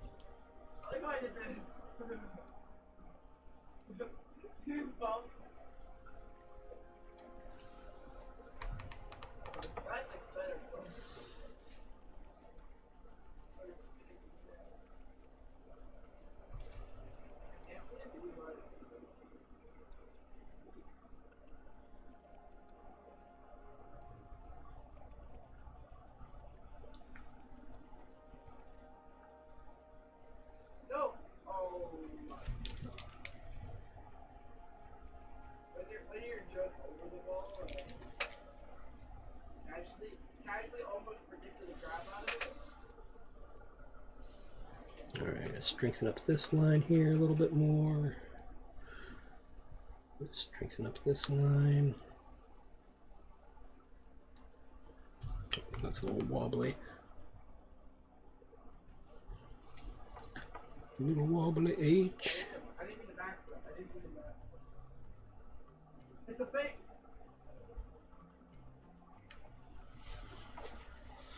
Alright, let's get onto this kind of headdress area.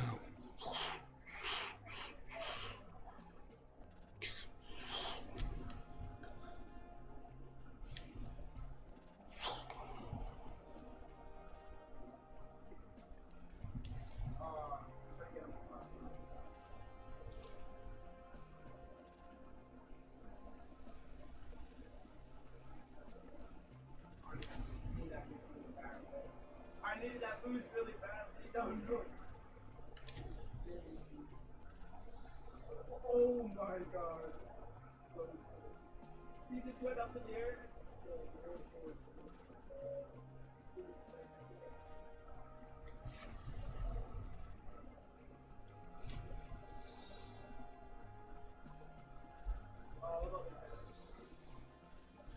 Oh my god.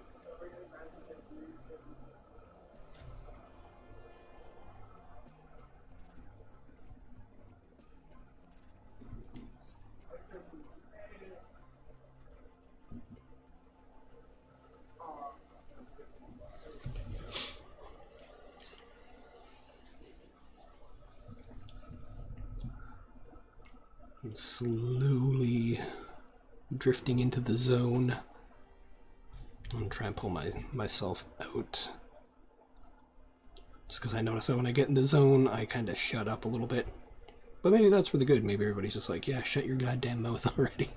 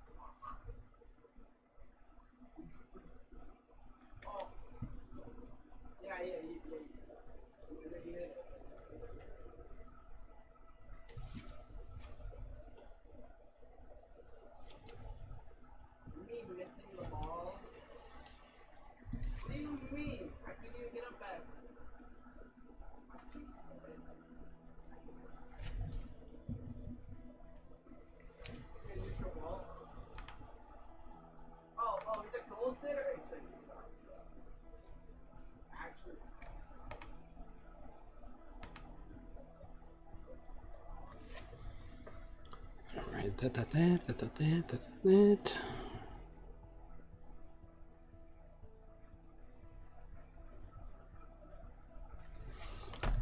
So essentially I got from now until, I'm going to say April, to try and build up my fan base enough to see if it is a viable thing for me to release the first book in April.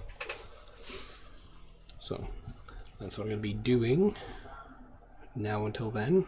Now I got that contract job coming up, and that's for, theoretically right now, January till March.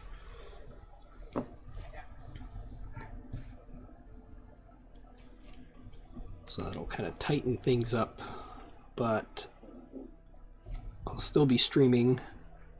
I won't be streaming during the day though, because I'll be at work, and depending on the schedule too. I have a feeling there's going to be a lot of times where I'm going to be drawing overtime, which is fine.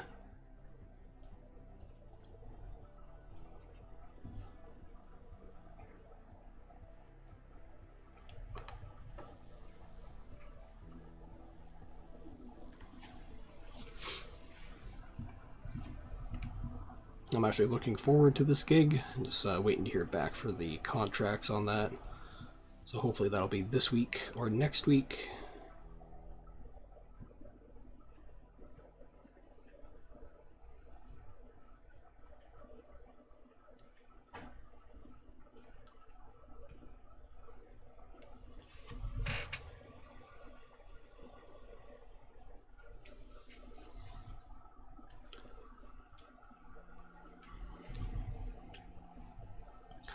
And Dexter's all crashed out next to me. You're a little turd.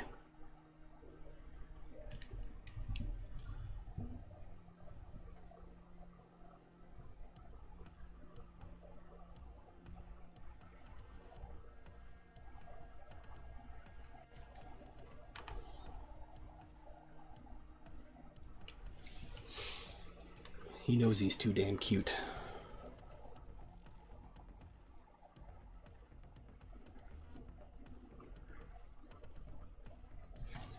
It's funny too, because I'm obviously the cat's favorite, much to my son's chagrin, because it's his cat.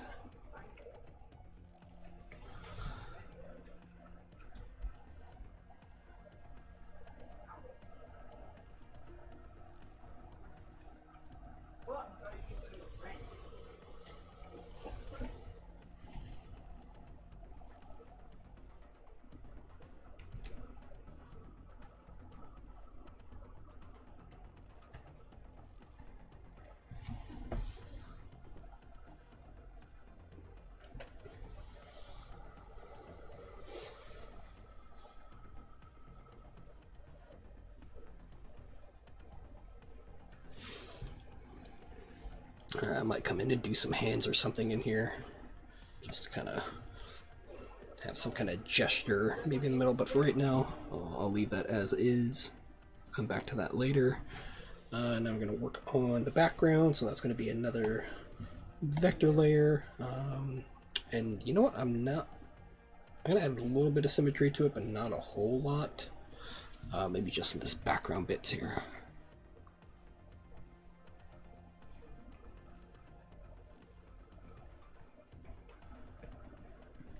Because like this I can do kind of like just rubble and debris, but I want to have the vibe and illusion of symmetry in the background, and I'll do that just with these key pieces, and then the rest will be a little bit more freeform.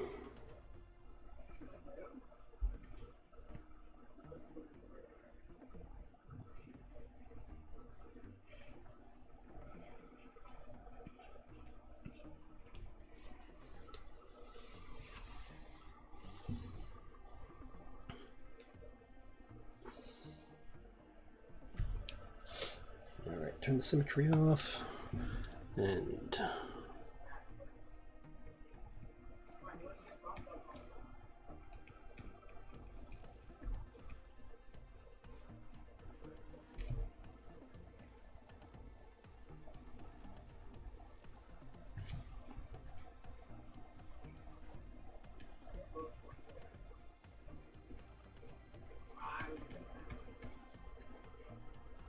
actually turn my stabilization way down. It's more organic shapes now, so I don't need it to be so precise.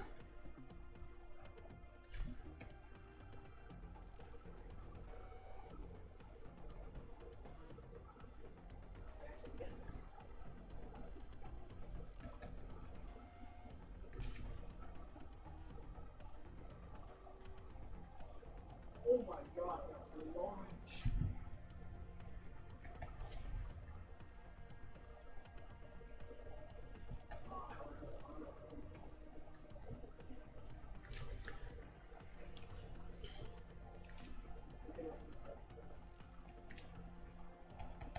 You made it right down to the center.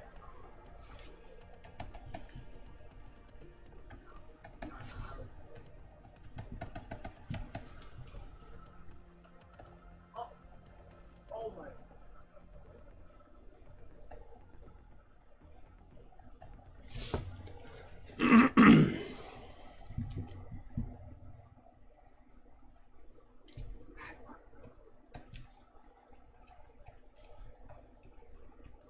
I'll turn it right down. There we go. Just need to move this quicker.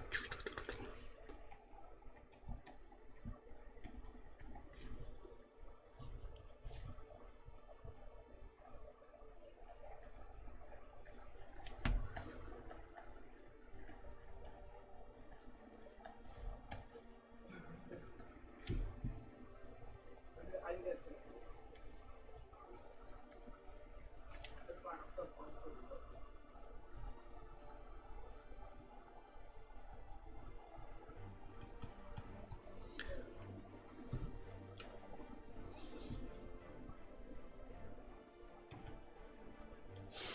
I've actually come up with a slightly different name for the overall title of my comic book. Came up with this last night. I think it sounds a lot better than what I had originally. What I have originally is actually derived from the Cree language, which is the native tongue of a lot of Métis people and Cree people from the area that I grew up in Alberta. Plains Cree is one of the big languages. It's one of the main surviving First Nation languages due to the fact that there was a lot of records kept once there was interaction with the Europeans. So it's still a strong language. It's still alive, still has a strong community, but there is the dying aspect of it. And that's part of the reason why I'm doing the comic book as well, is much like the way books like Naruto for Shonen Jump incorporated myths and legends from Japanese folklore. I'm going to be doing the same for my comic book, Kayas, where I'm going to be implementing traditional folklore from Cree legends and stuff like that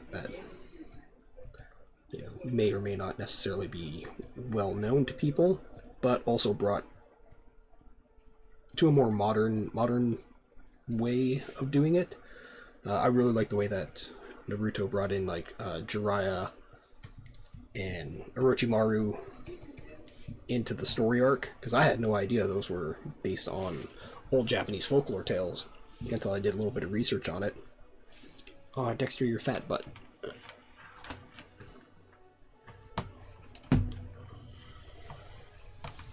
And I really like the way that they adapted that into the overall story arc.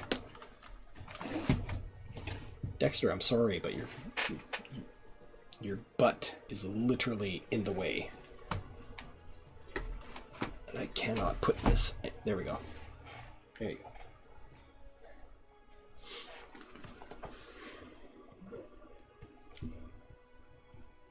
go. I was already in there.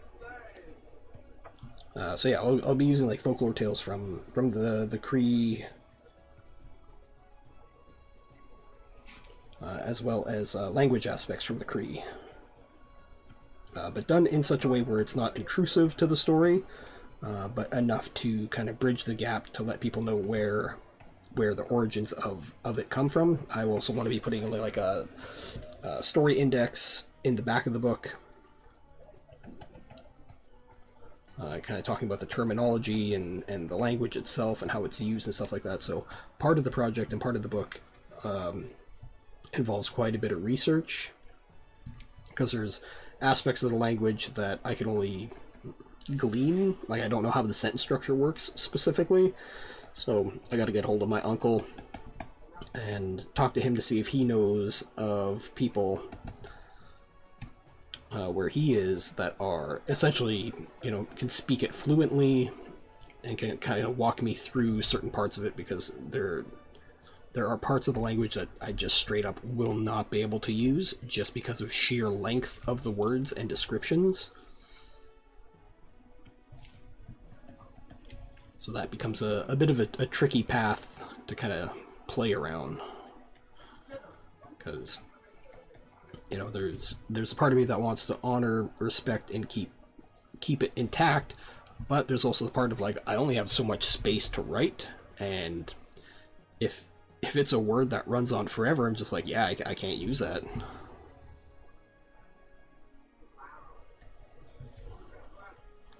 And doing the little bit of research that I've been doing so far, I could really see why the English language kind of came and dominated over the native language, because when it comes to communication, efficiency is always the best option, especially in times of urgency and stuff like that. And there are just things within the English language that are summed up in one word. But also with the Cree language too, there are also like entire phrases that are summed up in like 2-3 words. So it's kind of that give and take, that back and forth. I jumped the wrong way.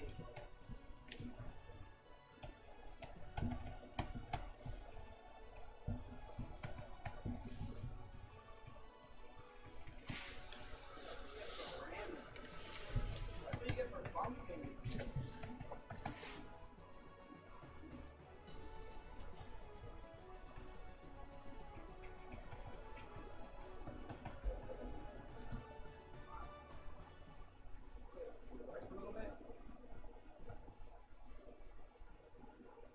How's it still working a little bit? Oh. Oh. I accidentally blocked him.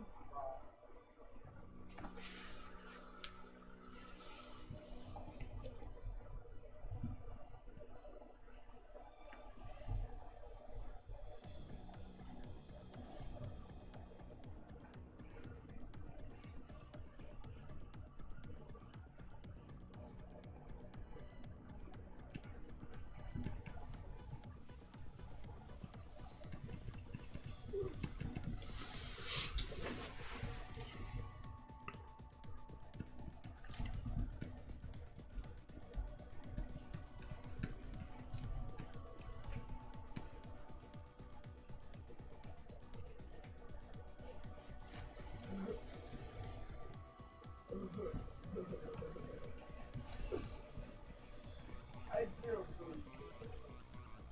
This is not a bad track. Interstellar Aria. Let's see, let's end this by Chip Cell.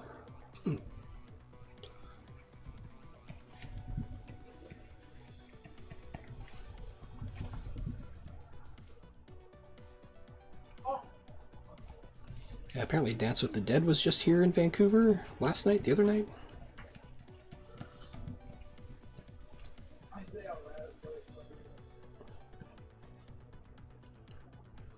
I like synthwave stuff, but I can only deal with it for so long.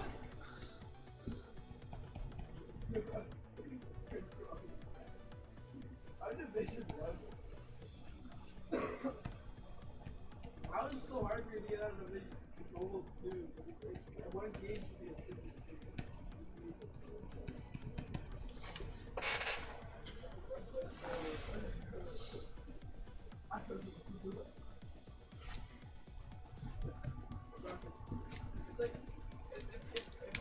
Let's do that, get rid of that, get rid of that. Come in like that and bring that down, get rid of this. There we go, that's better. Break up that shape a little bit.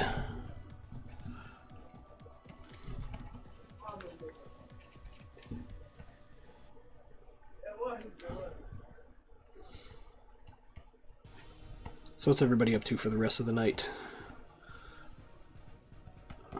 Once I get done this, I know I will be working on a commission piece, and hopefully that'll only take me maybe an hour or so to do. I got a commission portrait that I gotta send out this week.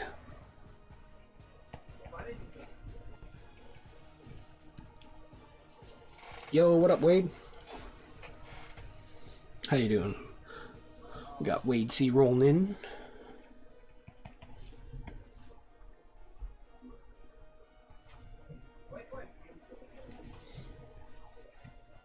How are things going in your neck of the woods, man?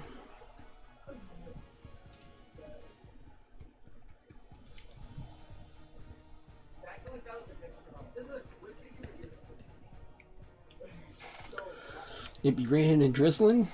I think... Is it drizzling here? It is drizzling a little bit. It's Vancouver, it's always drizzling.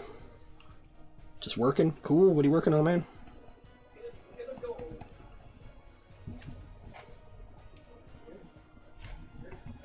Hopefully something fun.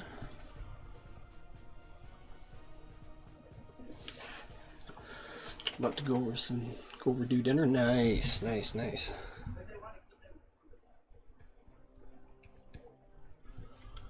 Yeah, I'm gonna be doing up some cauliflower and broccoli.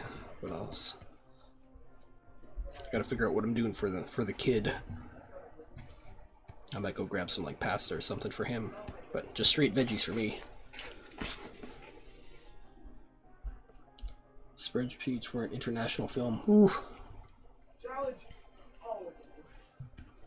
It's got to be done, though. It's the dirty work.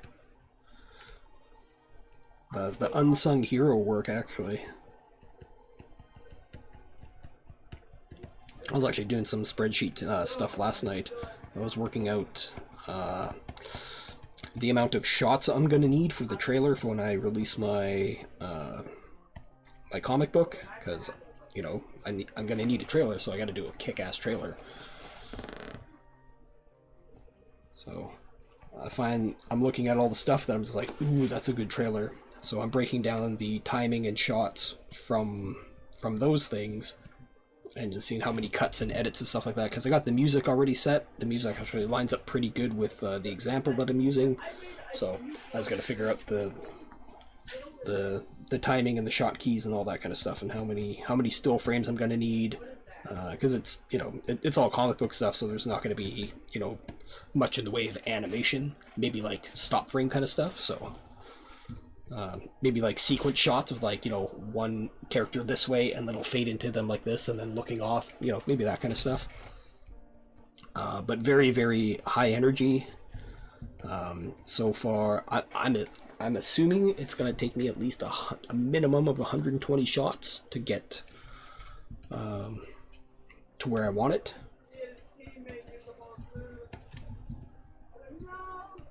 But if I'm going to do it, I want to do it kick-ass. Like, I want it so when you watch the trailer, you're going to be like, fuck yeah, I want to participate in that. That seems like a lot of fun.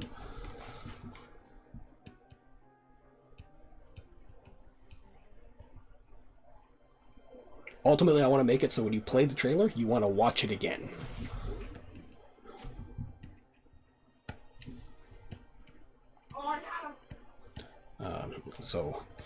Yeah, for the past, like, maybe... Well, I haven't been streaming. I took some time off, and that's because I'm working on thumbnails for the comic book, and also doing a lot of, like, you know, behind-the-scene background research. I've been watching a crap ton of Kickstarter and Indiegogo videos, especially with comic books and stuff like that. Trying to find ones that are good, trying to find ones that are really, really bad, and just, you know, sourcing out things like, when I'm watching it, how do I feel? Does this make me want to participate? Does this trailer make me want to join in? Does this trailer actually make me not want to participate? And I've been finding a lot of them do not make me want to participate. Like, just watching it, I'm just like, So I want to avoid that completely. I want to have it, as a trailer should, make you excited for the thing coming out. Maybe like, that's badass. That's fucking cool.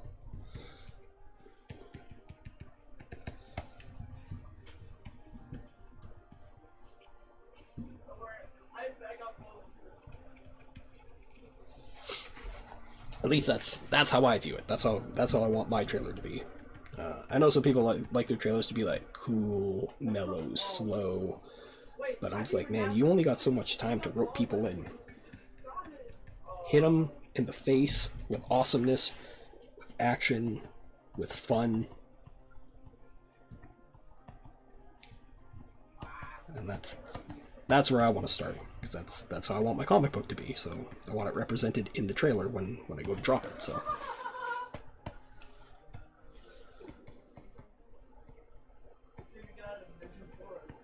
And luckily I found a track that's copyright free, so and it's a super fun track.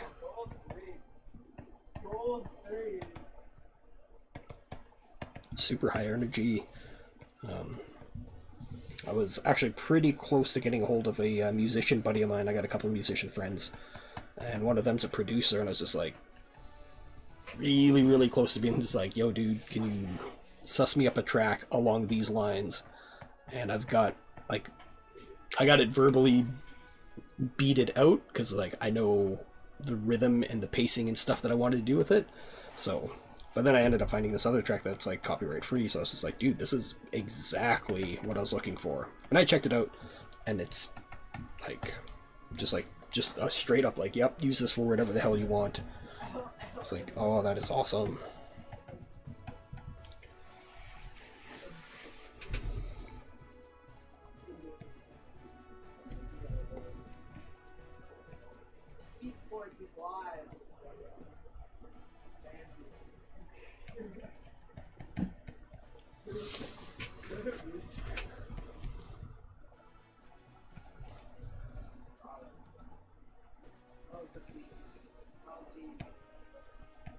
But yeah, a lot of spreadsheets. Not as many as you though. I can imagine you got a ton to do. Mine's just going through stuff, finding out the timing, finding out how many cuts, how many frames. Actually, the title intro is going to be the majority of the work. I was like, man, that is a lot of stuff just for the title intro. I was like, but you want it to be kick-ass. This looks like a good formula to go after. Use this as a template.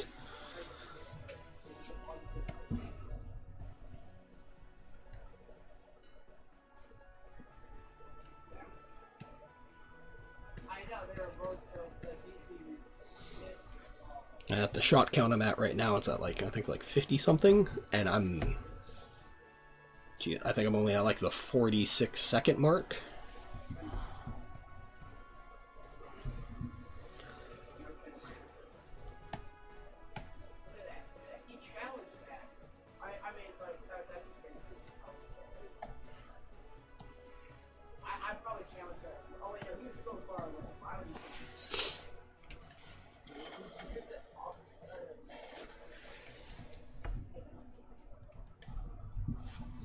Alright, now I'm gonna crank up my stabilization.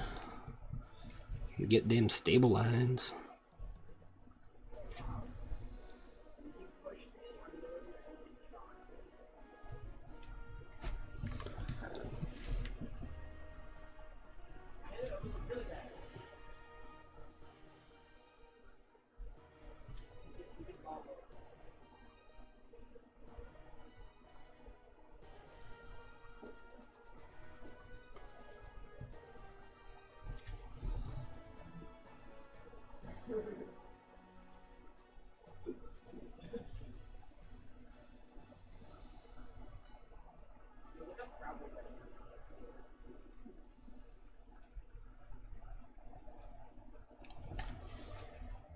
Oh, it's too much. Too much in there. I'll come and clean that up later. It's a bit of a mess now, but it'll be cleaned up later.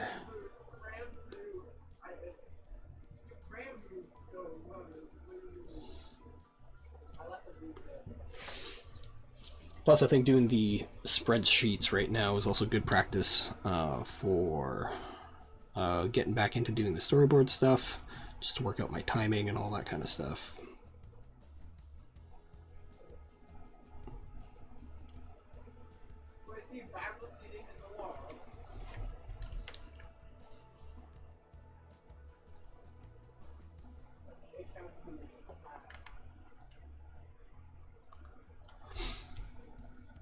Plus, intros are way more intense than, well, at least the one that I'm doing is going to be way more intense. But that's how I want it to be.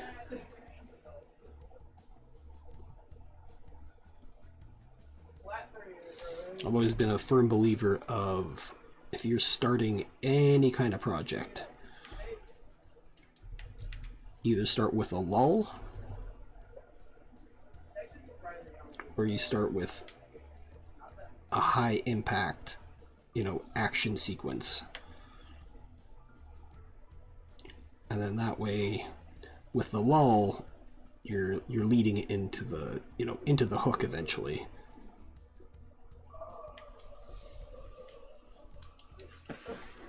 The slow break before the gas. That's how I view the beginning, if it's a lull beginning. Not lull, but L-U-L-L.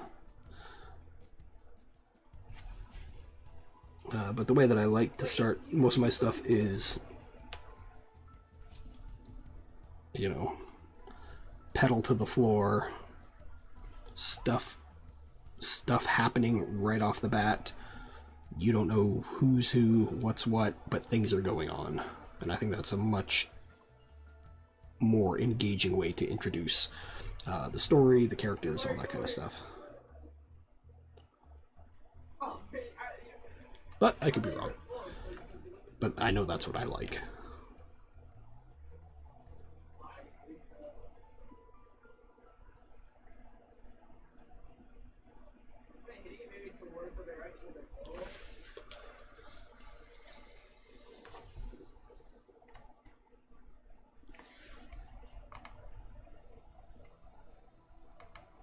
Oh, okay, right. We'll clean that up later. It's like, why is that erasing there? It's like, oh, right, symmetry. What are you talking about? Are you tripping?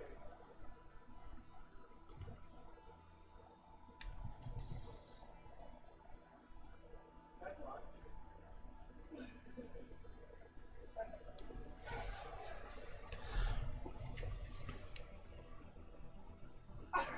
Let's do this. Let's turn you blue for now. And turn the background blue for now. And that way this will be black.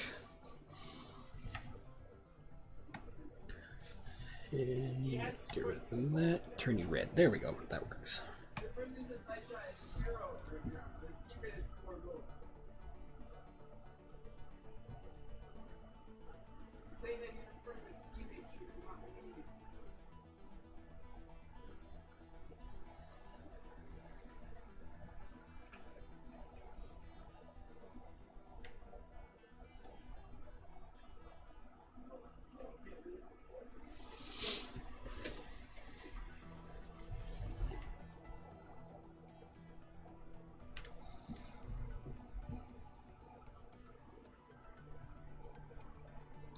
Plus, making the trailer, I don't mind editing.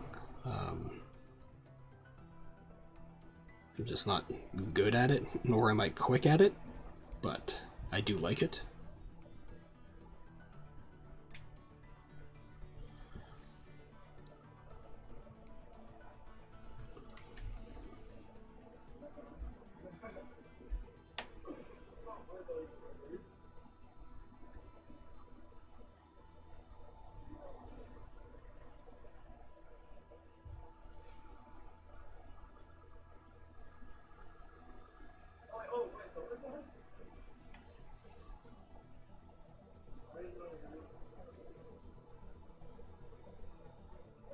Wait.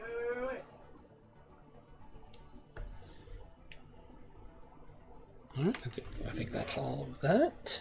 So now I need to get rid of this, drag that down over here, reactivate the symmetry, get rid of the red line, and now I can just erase out what I don't need.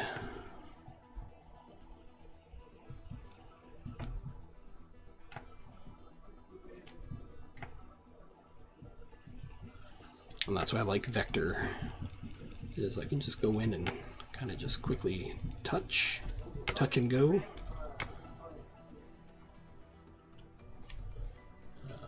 Actually, now I want to reverse this. This I want to be back to black. This back to black, and this now to blue. There we go. Actually, I want to drag that on top. Alright, that'll work. And I'll drag it back below. At least this way I can see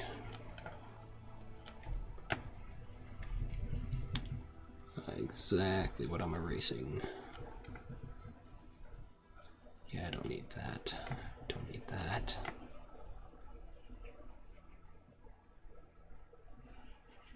Don't need any of that. Get rid of that. Get rid of that. Clean that up. Yeah, get rid of that.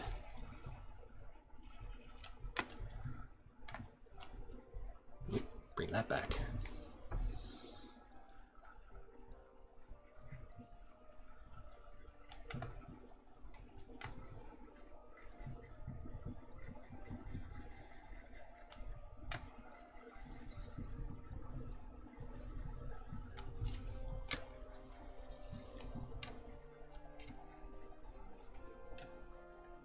So he just said.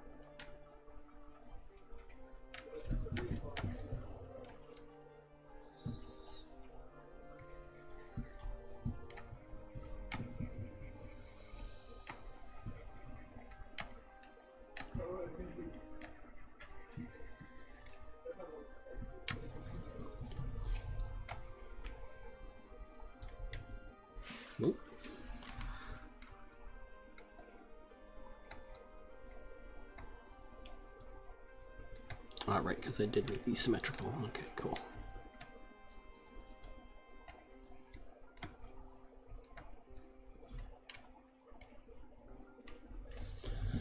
Alright. Alright.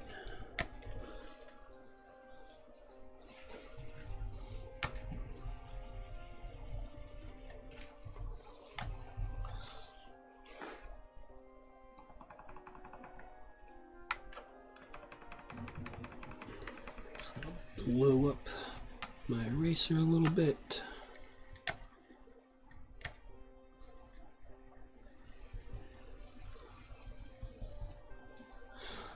I'll kind of clean up this a little bit more. It's getting a little confusing in here, so maybe just straight up get rid of those. Don't need that. Do I need that?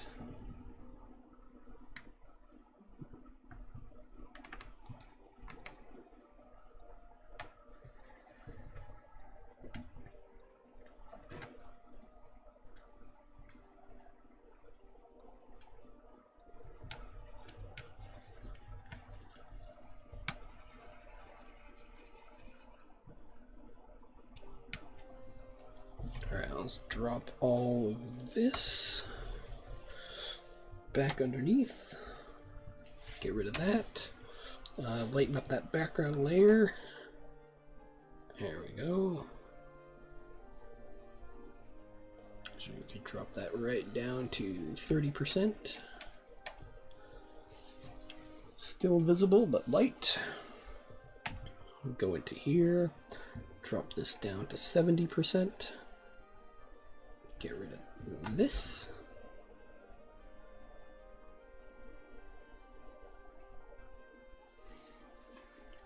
Now, this is where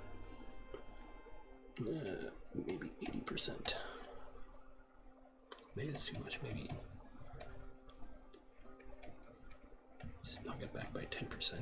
No, 10% works. All right, cool. Now I'm going to come back into this character and I'm going to clean up a couple little edges, little spots. Brush size. I'm going to bring my stabilization down. And I'm just going to tighten up a couple things, thicken up a couple things.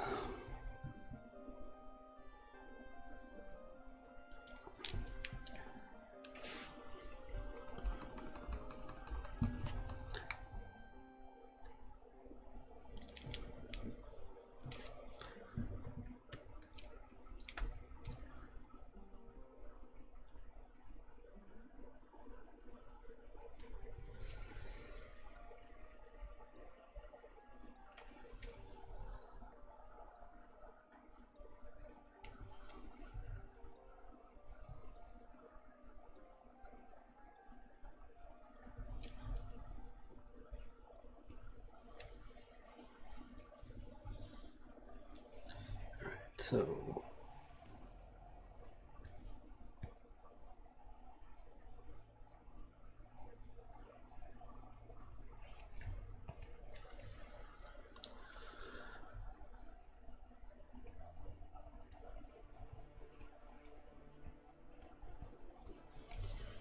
alright, now I'm going to come back in with my thin line tool. I've got thin width. I'm going to thin out some of this stuff in here just to knock back some of the line weight a little bit. I'm gonna knock back these guys as well, just because they're a little heavier than what I want. Same thing with these guys. Knock these back a little bit. They don't need to be that prominent.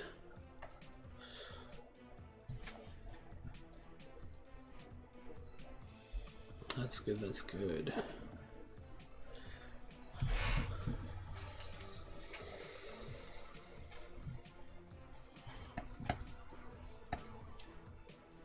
Okay, maybe thin these out a little bit more. This is what I love about the program. Especially drawing in vector. Just these little things like that. Like, I'm not spending a crap ton of time going back in, having to like rework lines. I can just go back in, touch them quickly, get them where I want them.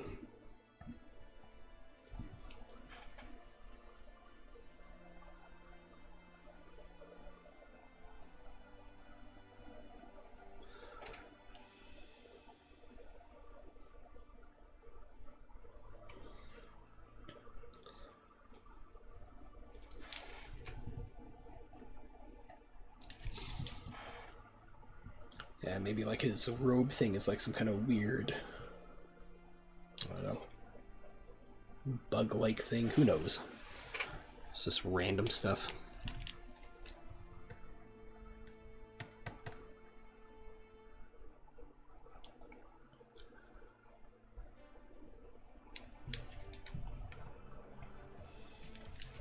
Right, back to pen.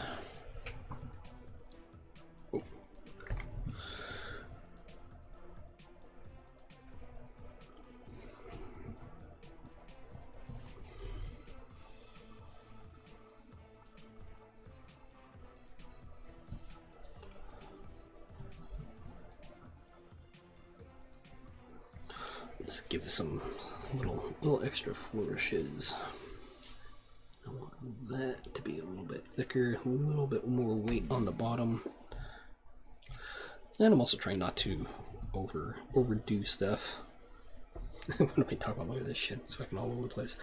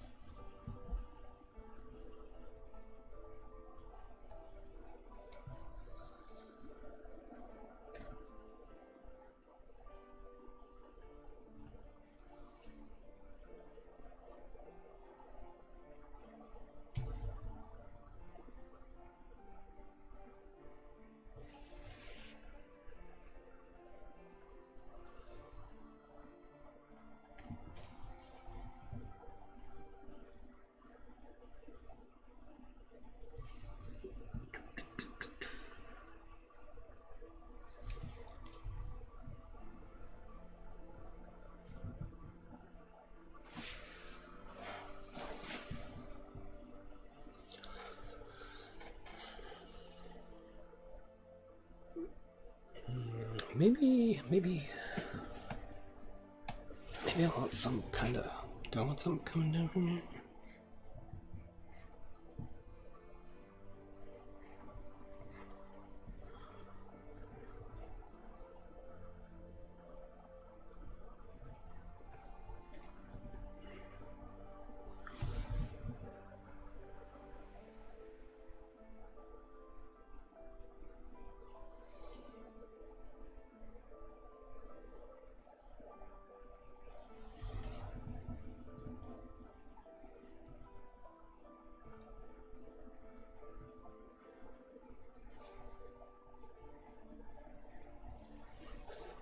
Yeah, that's okay.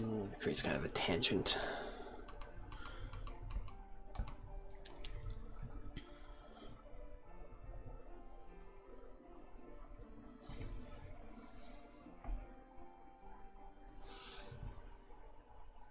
Although I do kind of like just having whatever the hell this is.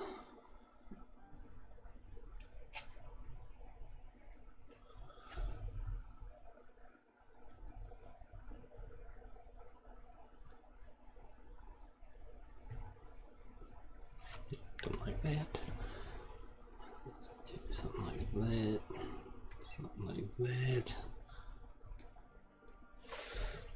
Oh, there you go, Master. Alright, let's erase out that background.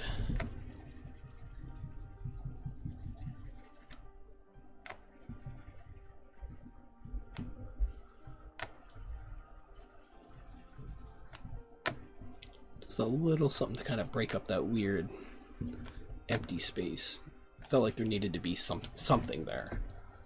Not something big, but just something.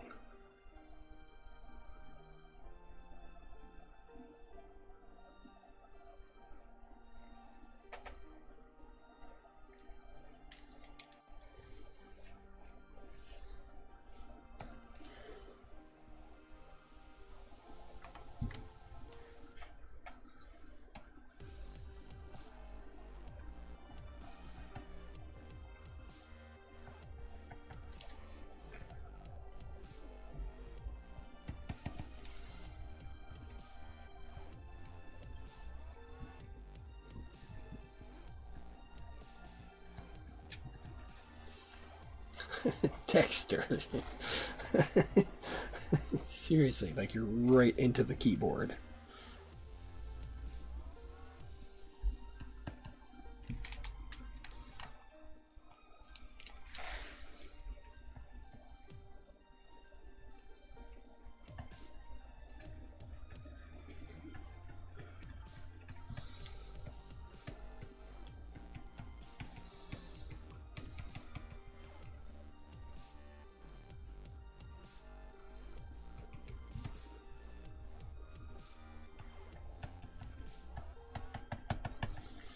Alright, cool. I think that...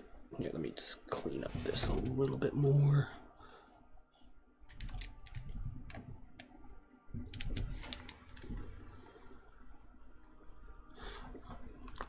Turn symmetry back on. Bloop.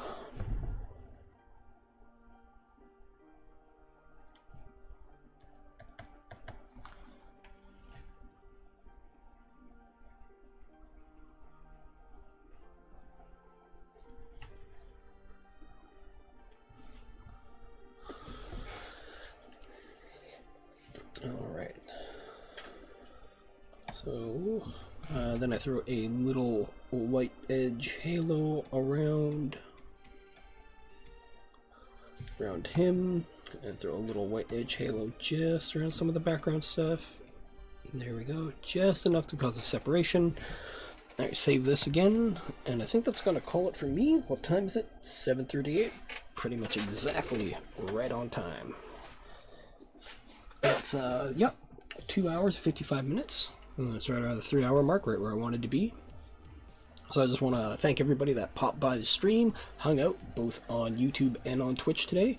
I will be back on Thursday. I don't have a specific time. I'm shooting for noon, but we'll see what happens. And I'll be working on my comic book, Kayas. And yeah, that's it for tonight.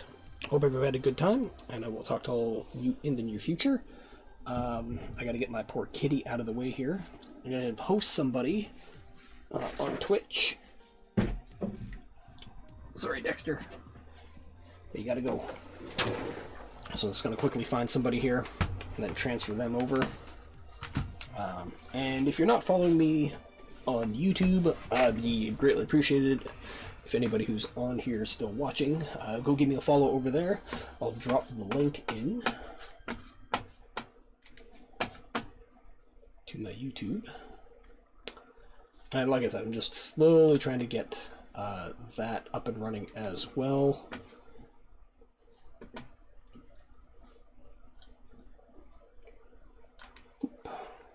See?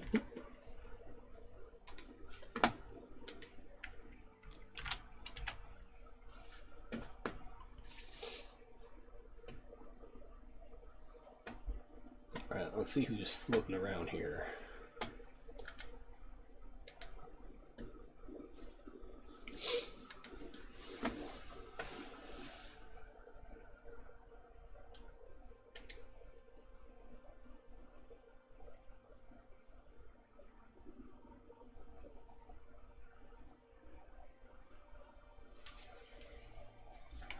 Oh, Grim's on. Okay, cool. So let's go pop over, dump everybody over on Grim's. Just gonna do a host with the most.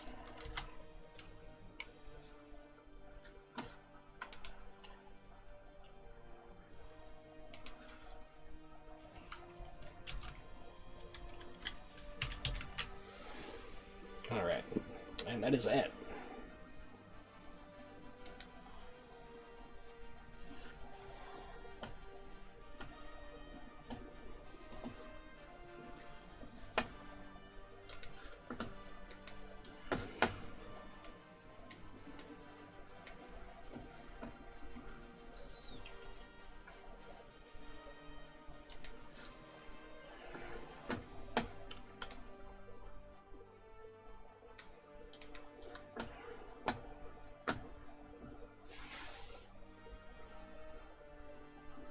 And I am out.